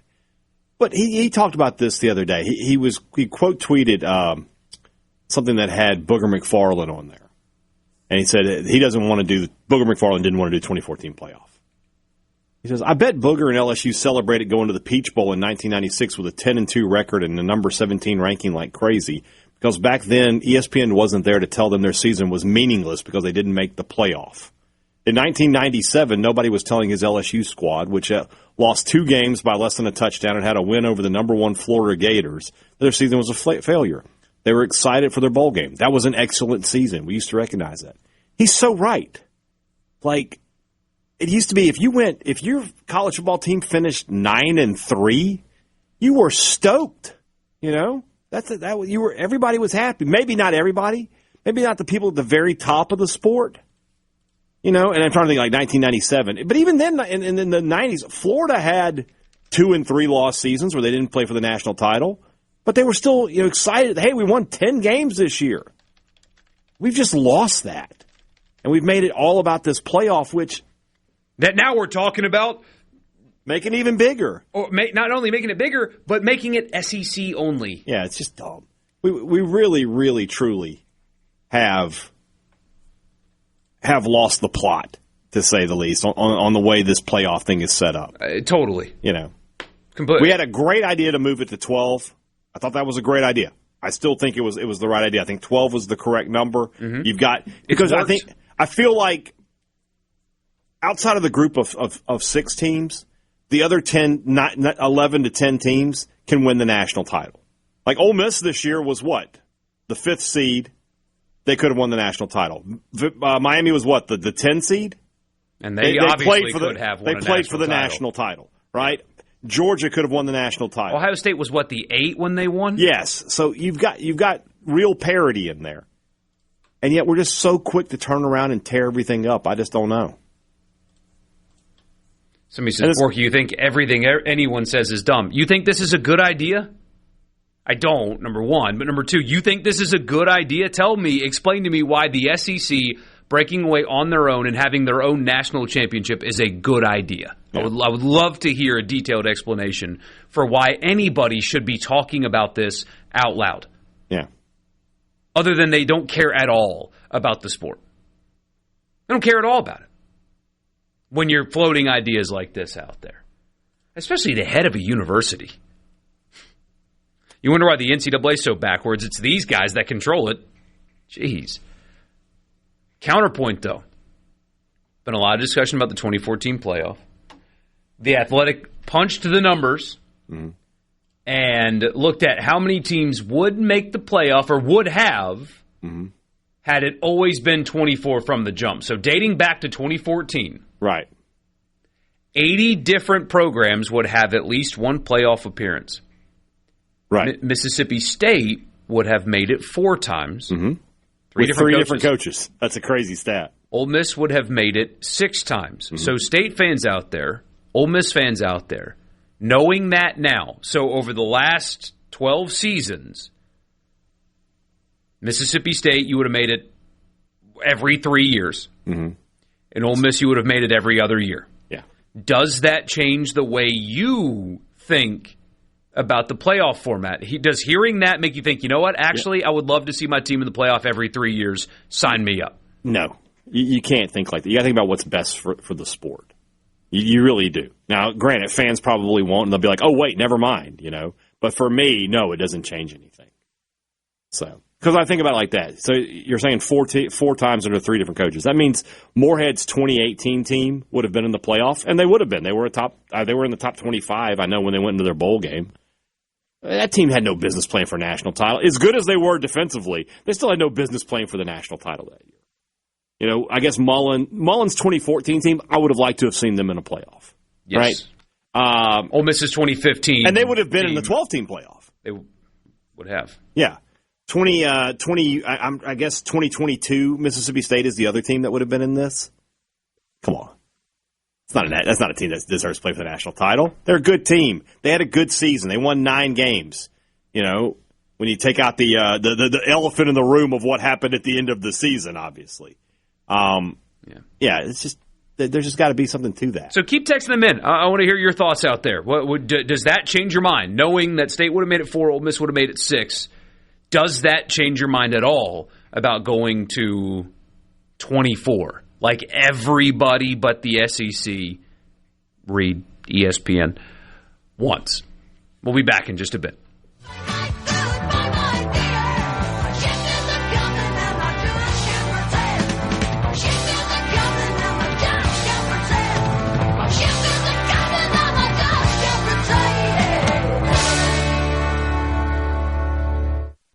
The Venable Glass. Hearing Sports Talk Mississippi. Super Talk. Super Talk Mississippi.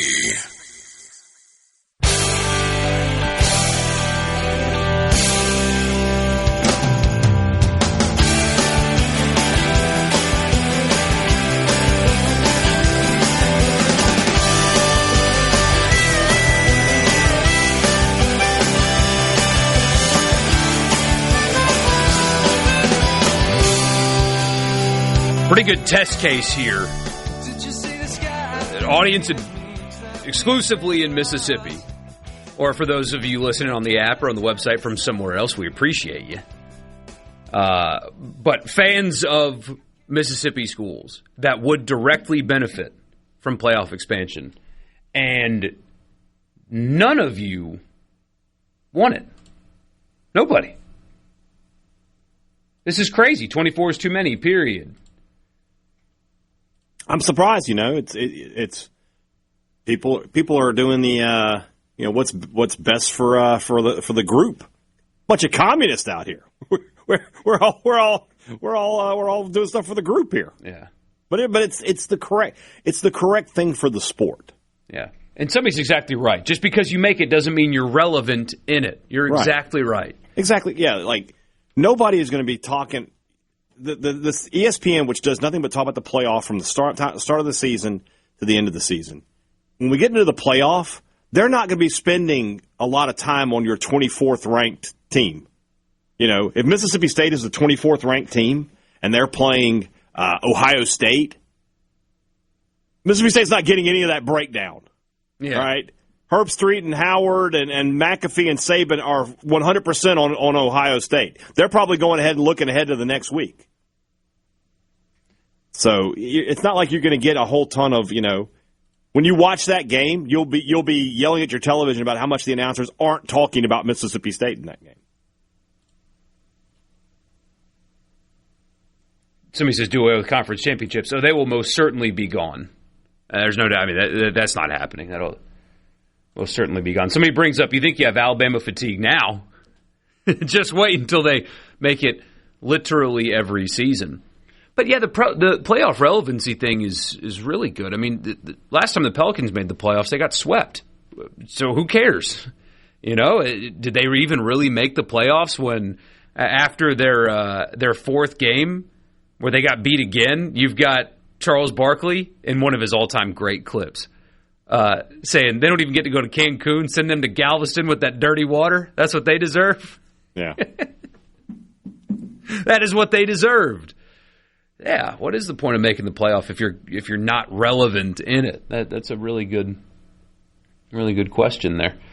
I think the bowl season system in a crazy way ruined the postseason. As great as they were in our childhood, now we are held hostage by them and can't have more on-campus playoff games. That's an interesting way of looking at it. Like it used to be about like, oh, we're going to a bowl this year? That's great. And now it's like these bowls control everything, and they don't have to. Like we could I've been saying this for a while, and if that guy wants to jump back on the text line to argue with me, that's fine. But Like, you could just as easily have every single one of these bowls on campus and just call it a bowl. You could have the Outback Bowl or the ReliaQuest Bowl live from Davis Wade Stadium. You could have the Trans-Perfect Music City Bowl live from Kyle Field. You could have all of these things. It's just a name. Total non sequitur. Apologies, guys. The shocking breaking news. Kyle Busch was hospitalized this week and has passed away at the age of 41. They just announced this. Forgive me, I don't know. 41 years old. 41 years old. I don't know much about. He had some kind of an illness, and the announcement was he wasn't going to be able to participate in the Coca-Cola 600 this weekend, I believe, is the race. I'm pulling it up now. They just called it a severe illness. They posted a statement, the family did, on social media earlier today that he's experienced a severe illness resulting in hospitalization. He's currently undergoing treatment and will not compete in any of the scheduled activities this weekend in Charlotte. Ask for your understanding and privacy as our family navigates this situation. That was a statement released a few hours ago. And he has since passed. Very little details, as you can imagine. That is just that's shocking, staggering, because nothing happened, right? There wasn't an accident of any kind. Goes from hospitalization to that, just tragic. And everyone around him, family, friends, loved ones, just prayers with them in this unbelievably tragic time. Just 41 years old. Hard to believe. That's tough. That's a bad one, yeah. Hate that. I mean, 41 that's tough. Oh. Goodness gracious. 601-879-4395, the C-Spire text line. Yes, they NASCAR, of course, releases a statement in part, and you'll get a lot of that in the aftermath of this. So just hope the people around him can find comfort. That is, I did not expect to see that today. I'm not a NASCAR guy, but I know who Kyle Busch is. You know, he's one of the brands in the sport, right? One of the names that the casual sports fan is aware of. Goodness gracious. We got to take a break. After SuperTalk News, we will get to the college football fix. A familiar name is back in the SEC with the title of coach. We will tell you about that when we come back.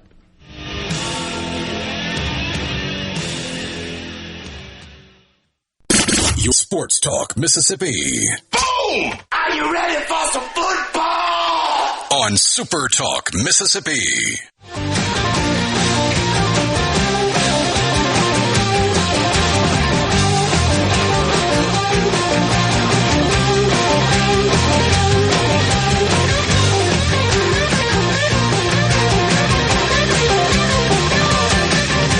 Welcome back, Sports Talk Mississippi.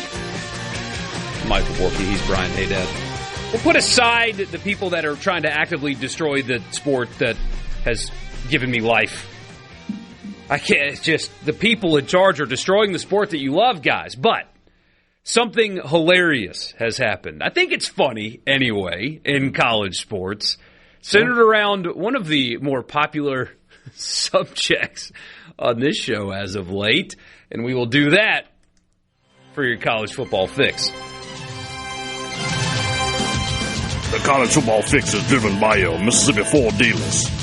Mississippi Ford dealers, the number one truck in America. The best-selling truck, the Ford F-150. If you're looking to buy a new truck, there's only one place to go. Your Mississippi Ford dealers today. Thank you for your attention to this matter. Tell about Go it, Tigers. I couldn't resist.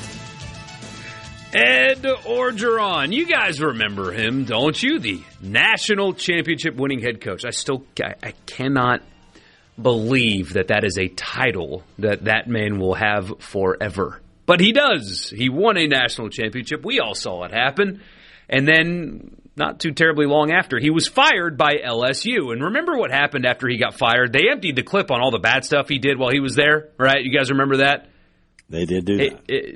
That tends to happen. It happens. Mm-hmm. Ask me how I know. Mm-hmm. But they did all that. And then not too terribly long after that, they welcomed him right back to Baton Rouge. That high-ranking LSU person, booster, whoever he was, who allegedly Orgeron hit on his pregnant wife, I wonder how he feels today knowing that he is back in Baton Rouge. He has joined Lane Kiffin's coaching staff. He will be some kind of special assistant. What's his title? Hadad, it's the...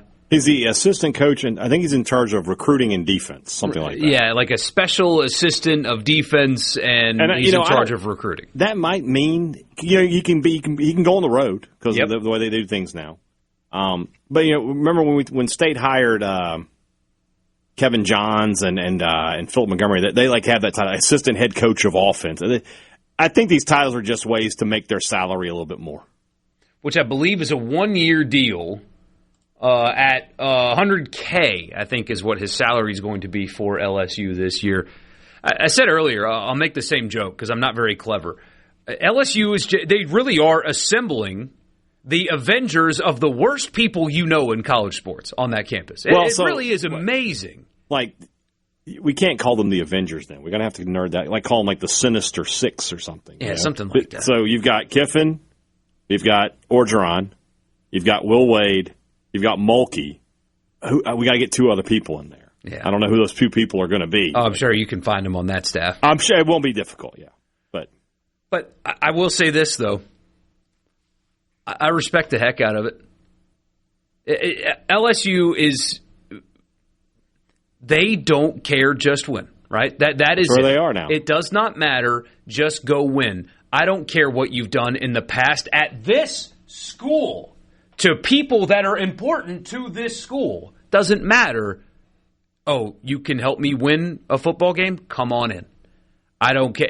I respect that, honestly, out of LSU right now. They are fully all in on, don't care if the coach is a scumbag. He's my coach. Yeah. Will Wade did what at my school? Federal FBI investigation? Had to fire him? Bring him back. Who cares? Ed Orgeron did what? I don't care. Bring him back. Doesn't matter. They are all completely all in on making everybody mad and doing it for the sake of winning. And you know who's not going to care about having a scumbag basketball coach or Lane Kiffin's tweets? There's 2 sides to who doesn't care. Their fans won't care as long as they're winning. As long as they win. The other side of that is the NCAA doesn't care. They can't care. They just don't care anymore. They're just like, do whichever you got to do. We don't care. It doesn't matter. So if you're LSU and you're thinking, nobody cares, and if we win, it's going to be great for us, why not? Seriously. I mean, I respect the hustle. There's no question about that. It's very transparent, but, I mean, this is going to be an awful question, but it's just the reality. In major college sports, how many wins has integrity gotten people? Oh, very few. Very few. And like a lot of people are going to roll their eyes at that and think that I'm not endorsing that. I don't like it. There was that time where there was a time where Ed Straight Arrow Gennaro won the Cotton Bowl in 1915 or whatever, despite kicking off a player off his team. If anybody gets that reference, but But that's the game now. If you're going to win at the highest level, you cannot. I hate this. I'm not endorsing it. You do whatever you can to win at all costs, and morals don't matter unless they directly lead to winning. And when is that? When's the last time that's happened? And then it's my what? There's another retread on the LSU staff. They rehired Johnny Jones. They hired Johnny Jones. Yeah. I don't know. Did he have a scandal though? No, he did not. He just recruited well. Well, I mean, they hired Ben Simmons' dad to get Ben Simmons on staff. Well, yeah, but I mean, that's of not all bad. the things. That's not that bad, yeah. But I mean, even Indiana, and I respect Cignetti a lot. I mean, the roster construction, the age. I mean, even that's like, okay, that's it's college sports, and you got a bunch of grandpas out there. Like even the feel good story doesn't feel as good anymore. Yeah. So that's the nature of the beast. Lane Kiffin's not getting a $100 million contract and a $50 million roster to be a good guy. No. It's to win. That's it. I mean, look at Georgia. I don't know if this is the best example or not, but Mark Richt, universally loved, good guy. I'm not saying Kirby Smart's a bad guy, by the way, but just look at the differences in how the program was run before and after Kirby. Yeah. But guess who the Georgia fans like more, ultimately? It's Kirby. Why do you think Urban Meyer kept getting jobs? Because he won. Yeah. I mean, if Urban Meyer was willing to come back into college coaching right now and Jeff Lebby gets fired and he was like, hey, I want to get back into coaching, you call him. You do. You just do. Because he'll win. I mean, I will be interested, though. Orgeron's strength was his high school recruiting. He had the ability to create relationships with players.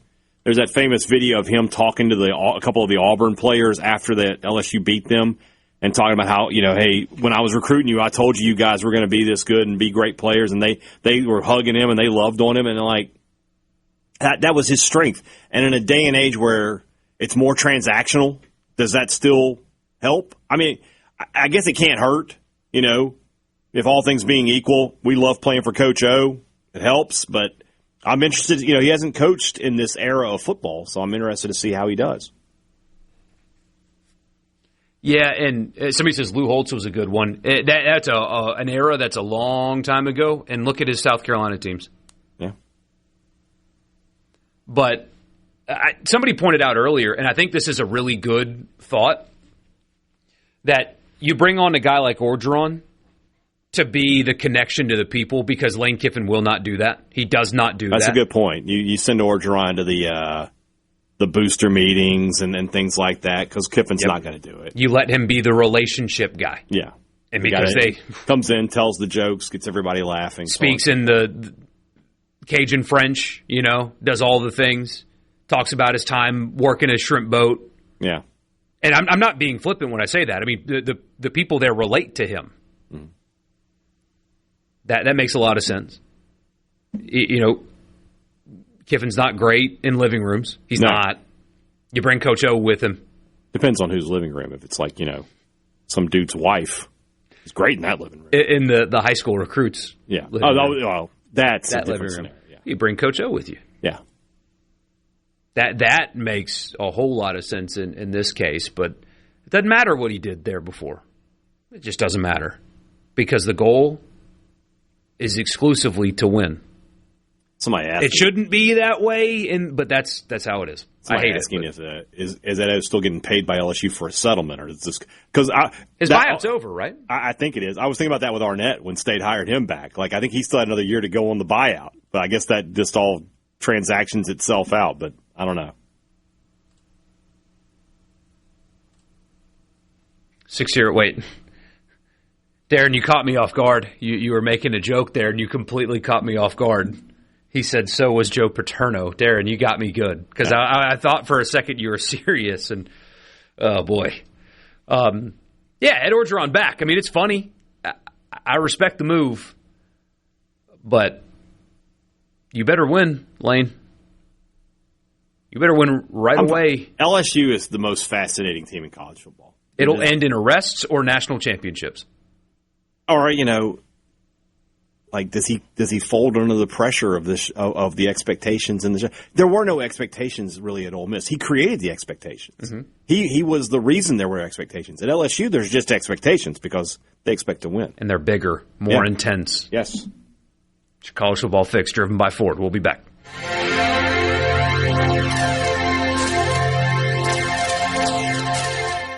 And the Venable Glass. Sports Talk Mississippi, your new home for exclusive sports coverage here in the Magnolia State. Let me put it to you this way. Right here on Super Talk Mississippi.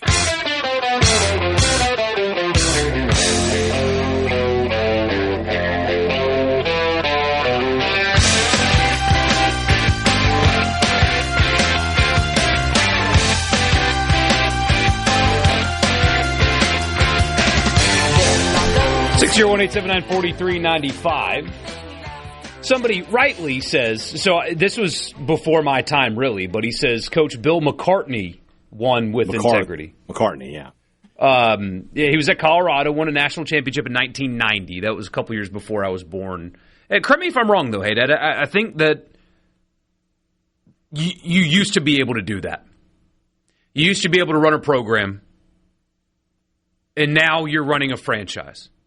And you're running a franchise that does not have a commissioner, doesn't have a boss, doesn't have rules. And it's the era of essentially lawlessness. I would also say that Bill McCartney won his only national title in a season where his team was given a 5th down, and he didn't exactly protest that. So. I think, especially in my lifetime, I'm not that young anymore, but in my lifetime, it's been a long time since college football could be looked at as quote-unquote pure. Mm-hmm. And my eyes were open to that when I was in college, guys. I mean, I've told this story before. I was sitting in a car when I was in college. I knew people that worked in the recruiting office, and they would bring recruits to our parties and stuff, and some of them went to Ole Miss, some of them didn't. But the stuff that the ones that didn't would say about what they're being offered and things like that from other schools. And it wasn't bad. It was just that was the game that you played. That's what you had to do to get players in college football. And so that was – I grew up on it, but I grew up on Furman football. I mean, that level was as pure as it possibly could be. But my introduction to major college football, like being a major part of my life when I was in college, when I'm hearing these recruits saying, well, Alabama's offering me this, or I'm getting offered this, or I got a brand new car. One of my high school teammates played in the AAC, offensive line in the AAC. Freshman year, so we all graduate high school, have a bonfire, Christmas break, our freshman year of college. He comes back with a brand new truck that a booster bought for him at the AAC level. Offensive lineman, was redshirting that year. Wasn't even a good player at the time. So that's my experience with college football. And it wasn't pure then, but it's even worse now. There was a point in time where you could just operate with integrity. Today's not that day, unfortunately. Right. You're not winning at the highest level doing everything quote-unquote right anymore. It's sad, but that's the reality that I've seen with my own eyes. Here's the truth of the matter. Anything that is anything where money is involved, there's never going to be any purity because everybody's going to try to have more money. So that's just how it goes. Is there a method where if you're on top of your business, you make more money than other people? Yes. Okay, then people will do whatever it takes to get to the top. Once you accept that, once you're willing to accept that you can move on and accept the way things are just going to be at that point. That's why I laugh when people talk about NIL. Like, back when it was, these guys were always getting paid. I think there was not this much, but there was a stomach for it because it was less money. Like it used to be, if you get somebody $100,000, that might have been like one of the top 5 players in the country. Now that's what a backup center is going to command on a football roster. Auburn bought a national championship with $200,000. Yeah, like Cam Newton today is I don't know. He's definitely 7. I don't know that he might not have been an 8 guy, an 8-figure guy, a $10 million player. For 1 year, I would say $7 to $8 million. Yeah, it's worth it. But it's absolutely worth it. Yep. But once you accept that, you can move on to the next thing. Mm-hmm. So he says Nick Saban calling for parity across college football. Still the funniest thing I've ever heard. Oh, it cracks me up every time I hear it. Yeah. You were the godfather of destroying parity in college football. You were the anti-parity. There was parity. Like there was Alabama, and then everybody else was about the same. Yeah. If they were ahead of everybody, but everybody else was the same. There were times in golf where it's like if Tiger Woods was not in this tournament, this would be a great tournament. And look at how many guys are in second or third right now. When Saban talks about parity, now is when we have parity. We have parity now. We have Indiana winning national titles. We have teams that are not consistent, have not been consistent 10, 11 win programs being consistent 10, 11 win programs. Mm-hmm. That's what we've got. So we should be in favor of that. But One would think. One would think. Somebody says, I went to a school with a 4-star recruit that showed up to Meridian High. With a brand new Chevy Malibu, and I knew exactly where it came from. Yeah. Yeah. Going back to, you asked me the other day, what's my favorite, was it Scandal? And I talked about SMU. I'm like, the Trans A&M. That's a thing. And he didn't even go to school there. And then, Alabama's was the Chargers. I love the booster on that thing where he says, like, it was a news reporter. He's like, what's A&M going to do? Hey, we bribed this kid and he's not going to honor it. Yeah. Like, what are you going to do? You're just screwed. And the other booster came in and was like, yeah, we came in and we took over the payments and he had the car. That's just how it worked. Yeah. So yeah, I'm not afraid of that. No, not at all.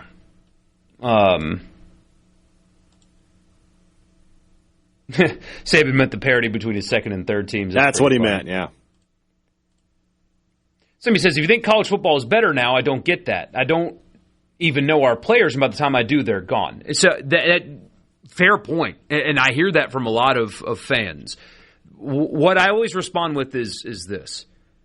The stories around college football are significantly worse. I mean, this offseason, there's a reason I get so frustrated with it. We had a texter earlier that was like, you complain too much about this stuff. And he's probably right. I do. But it's because college football kind of is my life. It's why I have everything that I have. It's why I went to school for what I went to school for. It's how I make a living. It's how I provide for my family. Like, college football is my life. Mm. It's how I was able to escape some stuff at home when I was growing up. I got to immerse myself in college football. I loved it because it allowed me to block out the bad. And I see people in charge of it destroying it. And it's not the money, and it's not the transferring, it's the conference realignment, it's the playoff stuff, it's the TV deals. They're destroying it. That's why it bothers me so bad, because it's so important to my life. That's all frustrating. But when we get to the games themselves, when they come on your TV or when you go to the stadium, what has changed? I mean, in reality, the quality of play is much better. At least it's more equal. Yeah.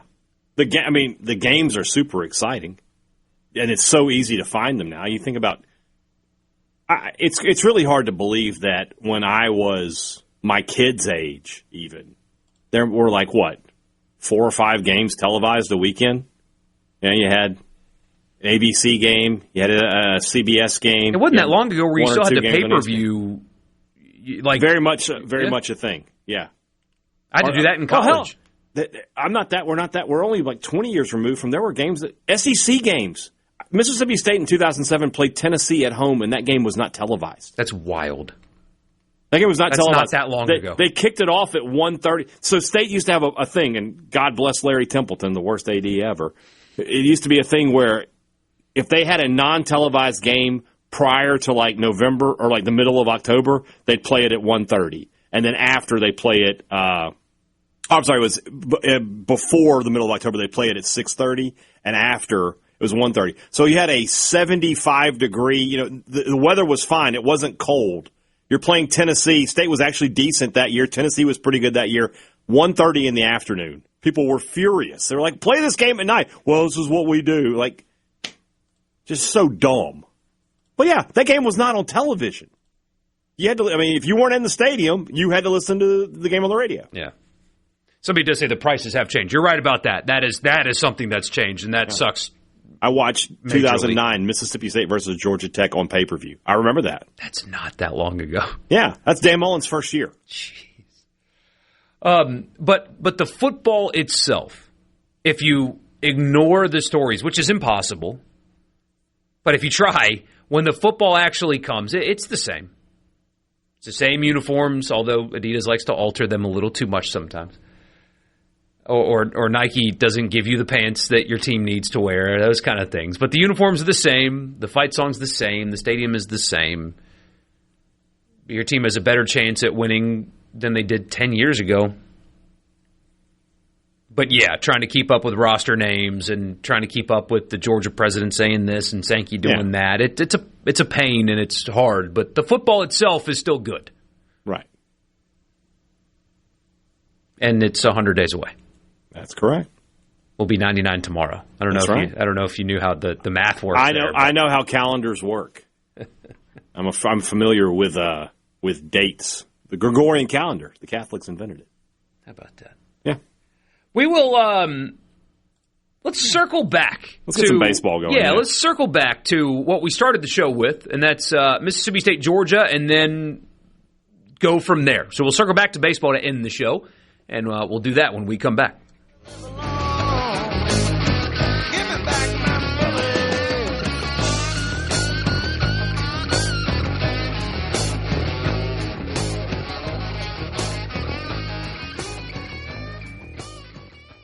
From the Seabrook. Crazy people. If it's sports in Mississippi, you'll hear about it here. Sports Talk Mississippi on SuperTalk Mississippi.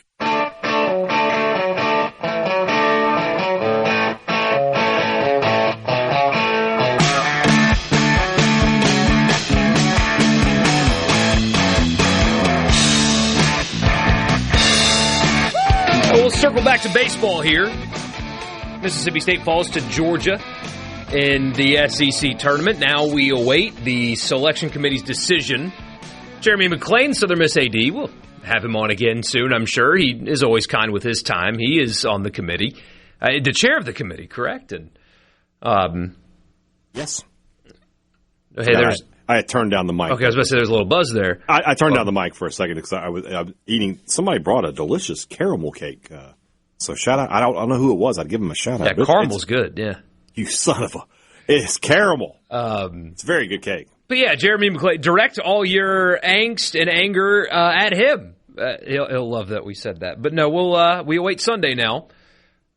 We expect 2 hosts from the state of Mississippi to be announced on Sunday. Hey, Dad, and the loss today doesn't change that fact. There's a college baseball media guy saying that's going to do it for state's hosting chances. Like, they pay you to cover this sport? Wait, who said that?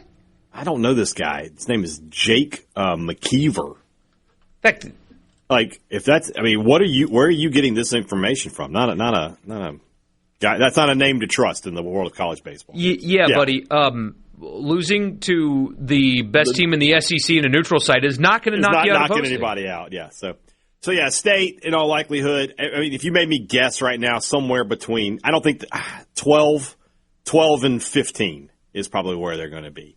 I don't think they'll be as low as 15, but I don't think they'll be as high as 12. So kind of put it in there. So it depends on who's the 4 and the 5, or the 4 and the 3 seed is who state's going to end up playing.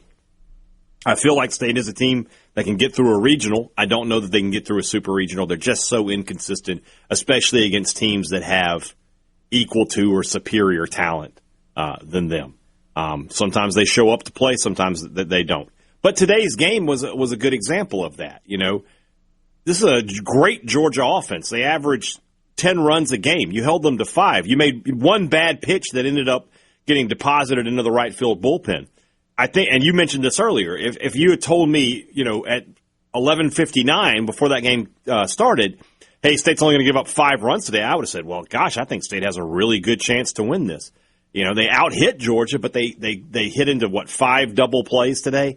That's just not winning baseball, and that's been State's problem all year. Is that when it's time to play winning baseball, that they suffer there. So the Starkville Regional, though, is a thing that's going to happen. The Hattiesburg Regional is a thing that is going to happen. That's 100% locked in, regardless of what Southern Miss does in the Sun Belt tournament.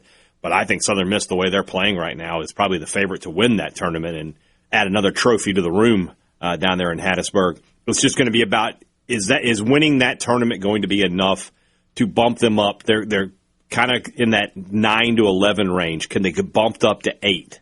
Yeah, if that's the case, you know, I think they. You got to win the whole thing if you want that to happen. And you really need Coastal to get through the losers bracket and end up there in that championship game and beat them, because that's a top 25 RPI team there. So that's a deal. That's a done deal. And then with Ole Miss, we had the D1 baseball preview earlier. They had them as the number 2 seed in the number 15 seed Kansas's regional. Yeah. From a regional perspective, I like Ole Miss's chances if that projection ends up correct. Now, do I like their chances to go to Atlanta and beat Georgia Tech? Not at the present. No, I don't. That's a really good baseball team over there in Georgia Tech.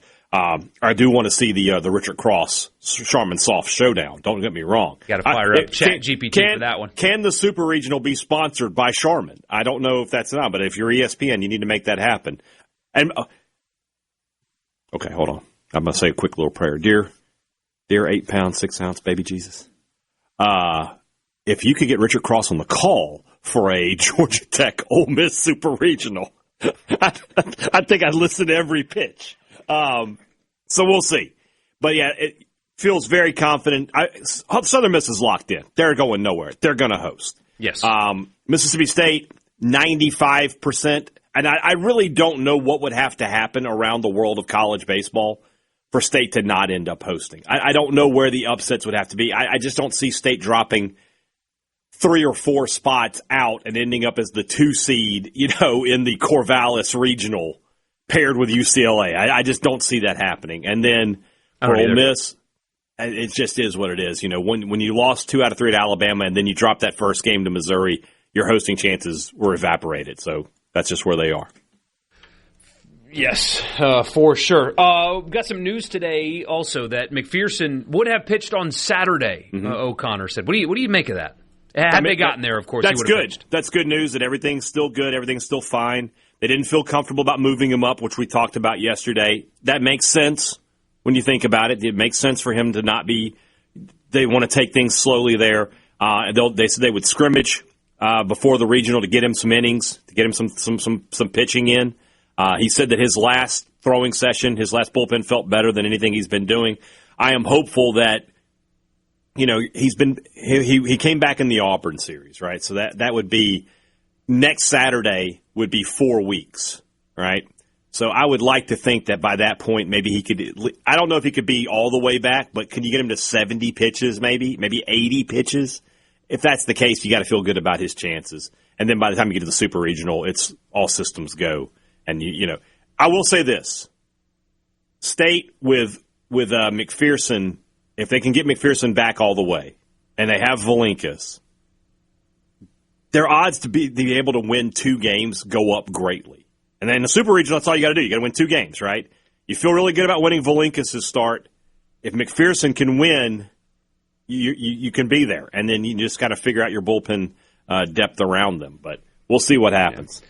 Larry says Ole Miss doesn't deserve to host a regional. They don't. There is a conversation to be had about metrics and stuff like that. And, honestly, you look at Kansas, compare Kansas's resume to Ole Miss's resume, and Ole Miss clears them in everything, really. But that's just not how this is going to work. They've always, grow the game, spread it around, whatever.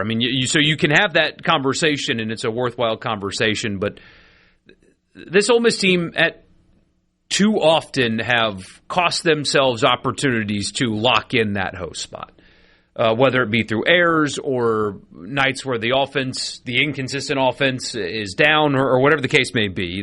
They haven't earned a host, and that doesn't mean they can't go win a regional. We've seen them win a road regional before. Doesn't mean they can't go make noise in the postseason. They certainly pitch it well enough to do that. But, yeah, I agree with you. I think that they haven't earned it, and so they'll have to go on the road and make it count somewhere.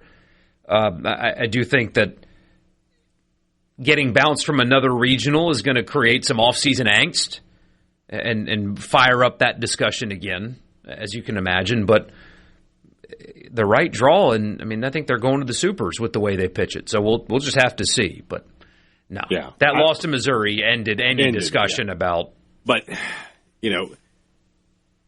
the biggest thing for Ole Miss is because Ole Miss is going to be a 2 seed in one of probably the 14, 15, 16 seed regionals, right? Depends, they can't be in State's regional, obviously.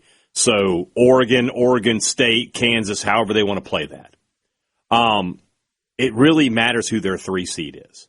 Is their 3 seed somebody that you could not throw Rabe or Elliott against? Is it possible that you could get a mid-major 3 seed where could you throw Townsend and then have Rabe and Elliott ready to roll? That's a risk. It's a gamble. Because then you open up the possibility of losing a regional without throwing one of the two. Yeah. That's a huge risk. But I wonder if last year... What's funny is Townsend, like 4 weeks into the season, we were like, this kid is the best pitcher they got. He's better than Elliott. And he's still super quality. He's really good, yeah, but it's weird. I wonder if last year is going to not scare, but you know what I mean, Bianco away from making that call again. Where no matter what, Hunter Elliott's throwing game one. That's just what's going to happen. Mm-hmm. Part of me wonders if because they got quote-unquote burned on that last year that they're not going to do that again this year. Especially because you have confidence in all three to win any regional game that you just, hey, here's the rotation. That's what it's going to be. Not going to change it now. I don't know. Agreed. Somebody says, almost feels like State hosting a regional is worse. I sympathize with that feeling after the home record this year. It's the home record in SEC play, yes. Yeah. Their home record outside of SEC play, they went undefeated. They didn't lose a single game. And so since you're not going to be playing an SEC team, that feels like a positive. Is the committee seeding the first 32 teams? They are, but I don't necessarily know that it means for a fact that 17 is going to 16. Because it matters what the conference situation is, right? Yes. Like if they let's say they had State as the 15 and Ole Miss as the 18. Well, it doesn't matter. You can't put Ole Miss in State's regional, so you got to figure that out. Have to do a little manipulating. So be it. So be it. We will wrap the show up with you next. Don't forget, by the way, if you missed any of the show. If you miss any of the show, can't listen to all 3 hours, you have a podcast app on your C Spire phone, or any phone, but on your C Spire phone, you have a podcast app. It's there, loaded for you. Search Sports Talk Mississippi and hit that subscribe button, and you can hear this show every single day, commercial-free, wherever you get your podcast. Don't forget to hit that subscribe button so you never miss a minute. We'll wrap the show up with you next.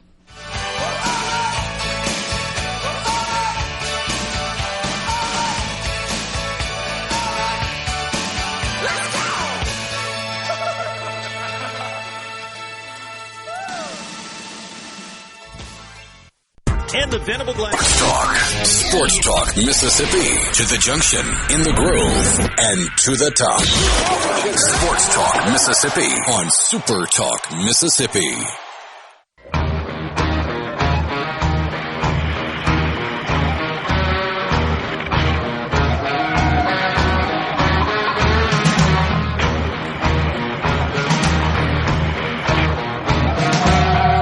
Somebody's back in the Thunder and Lightning podcast, our Thunder and Lightning playlist here.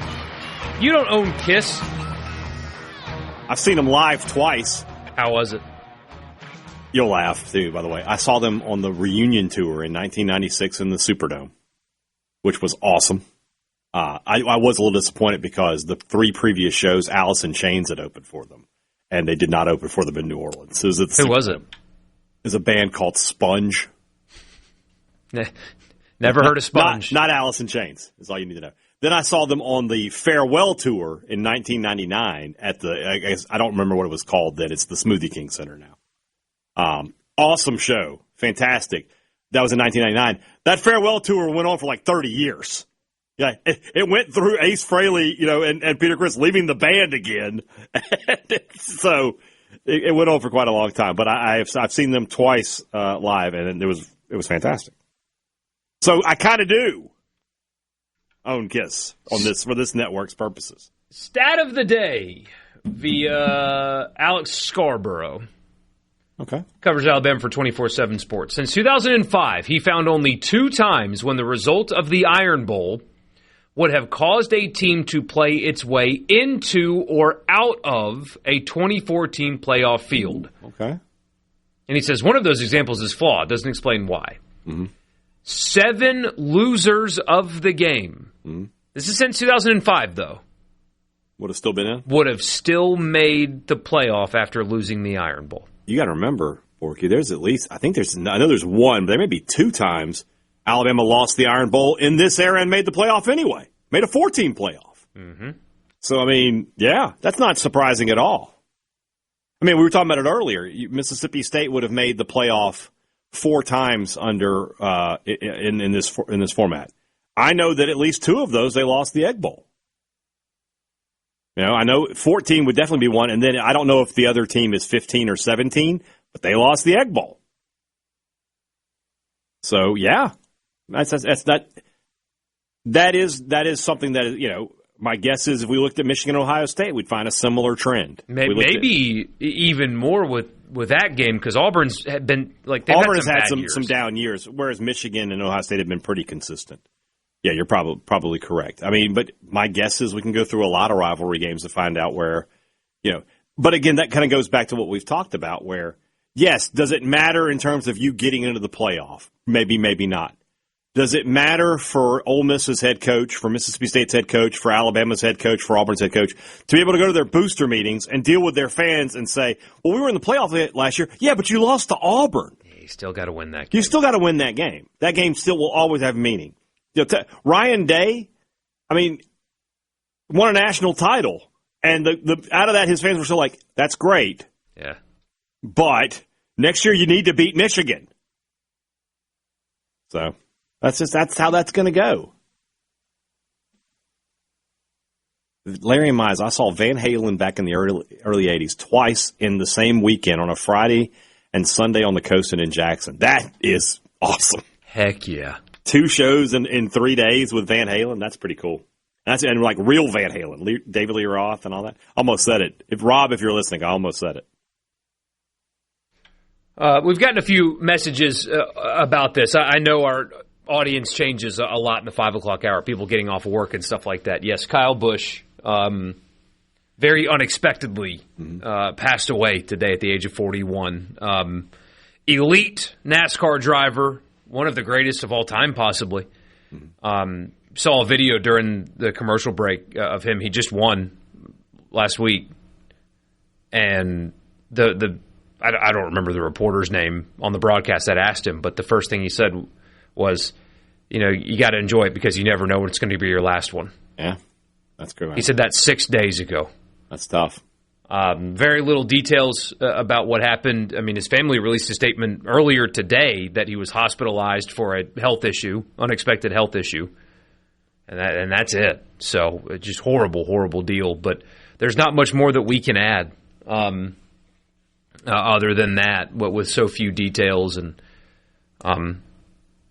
truth be told, I know who he is. I'm familiar with him. I am not a NASCAR guy, so I don't have intimate knowledge of his impact on the sport. I can't. Somebody said I need to eulogize him. I'm like, man, I can't. I don't know much about him other than a lot of people really respected what he did. I do know that. Yeah. 41 years old. That's tough. We will be back tomorrow. We'll talk some college football, as you can imagine. We'll send you into the weekend. There's still baseball going on. Southern Miss will have wrapped up their game as we're getting on the air, so we'll have that to talk about. I'm sure there will be more projections that come out between now and then. We got 2 teams to get to on the countdown of 100 teams in 100 days. So busy show tomorrow. Hope you'll join us starting at 3 o'clock on these here Super Talk stations. We'll see you guys then. Good night.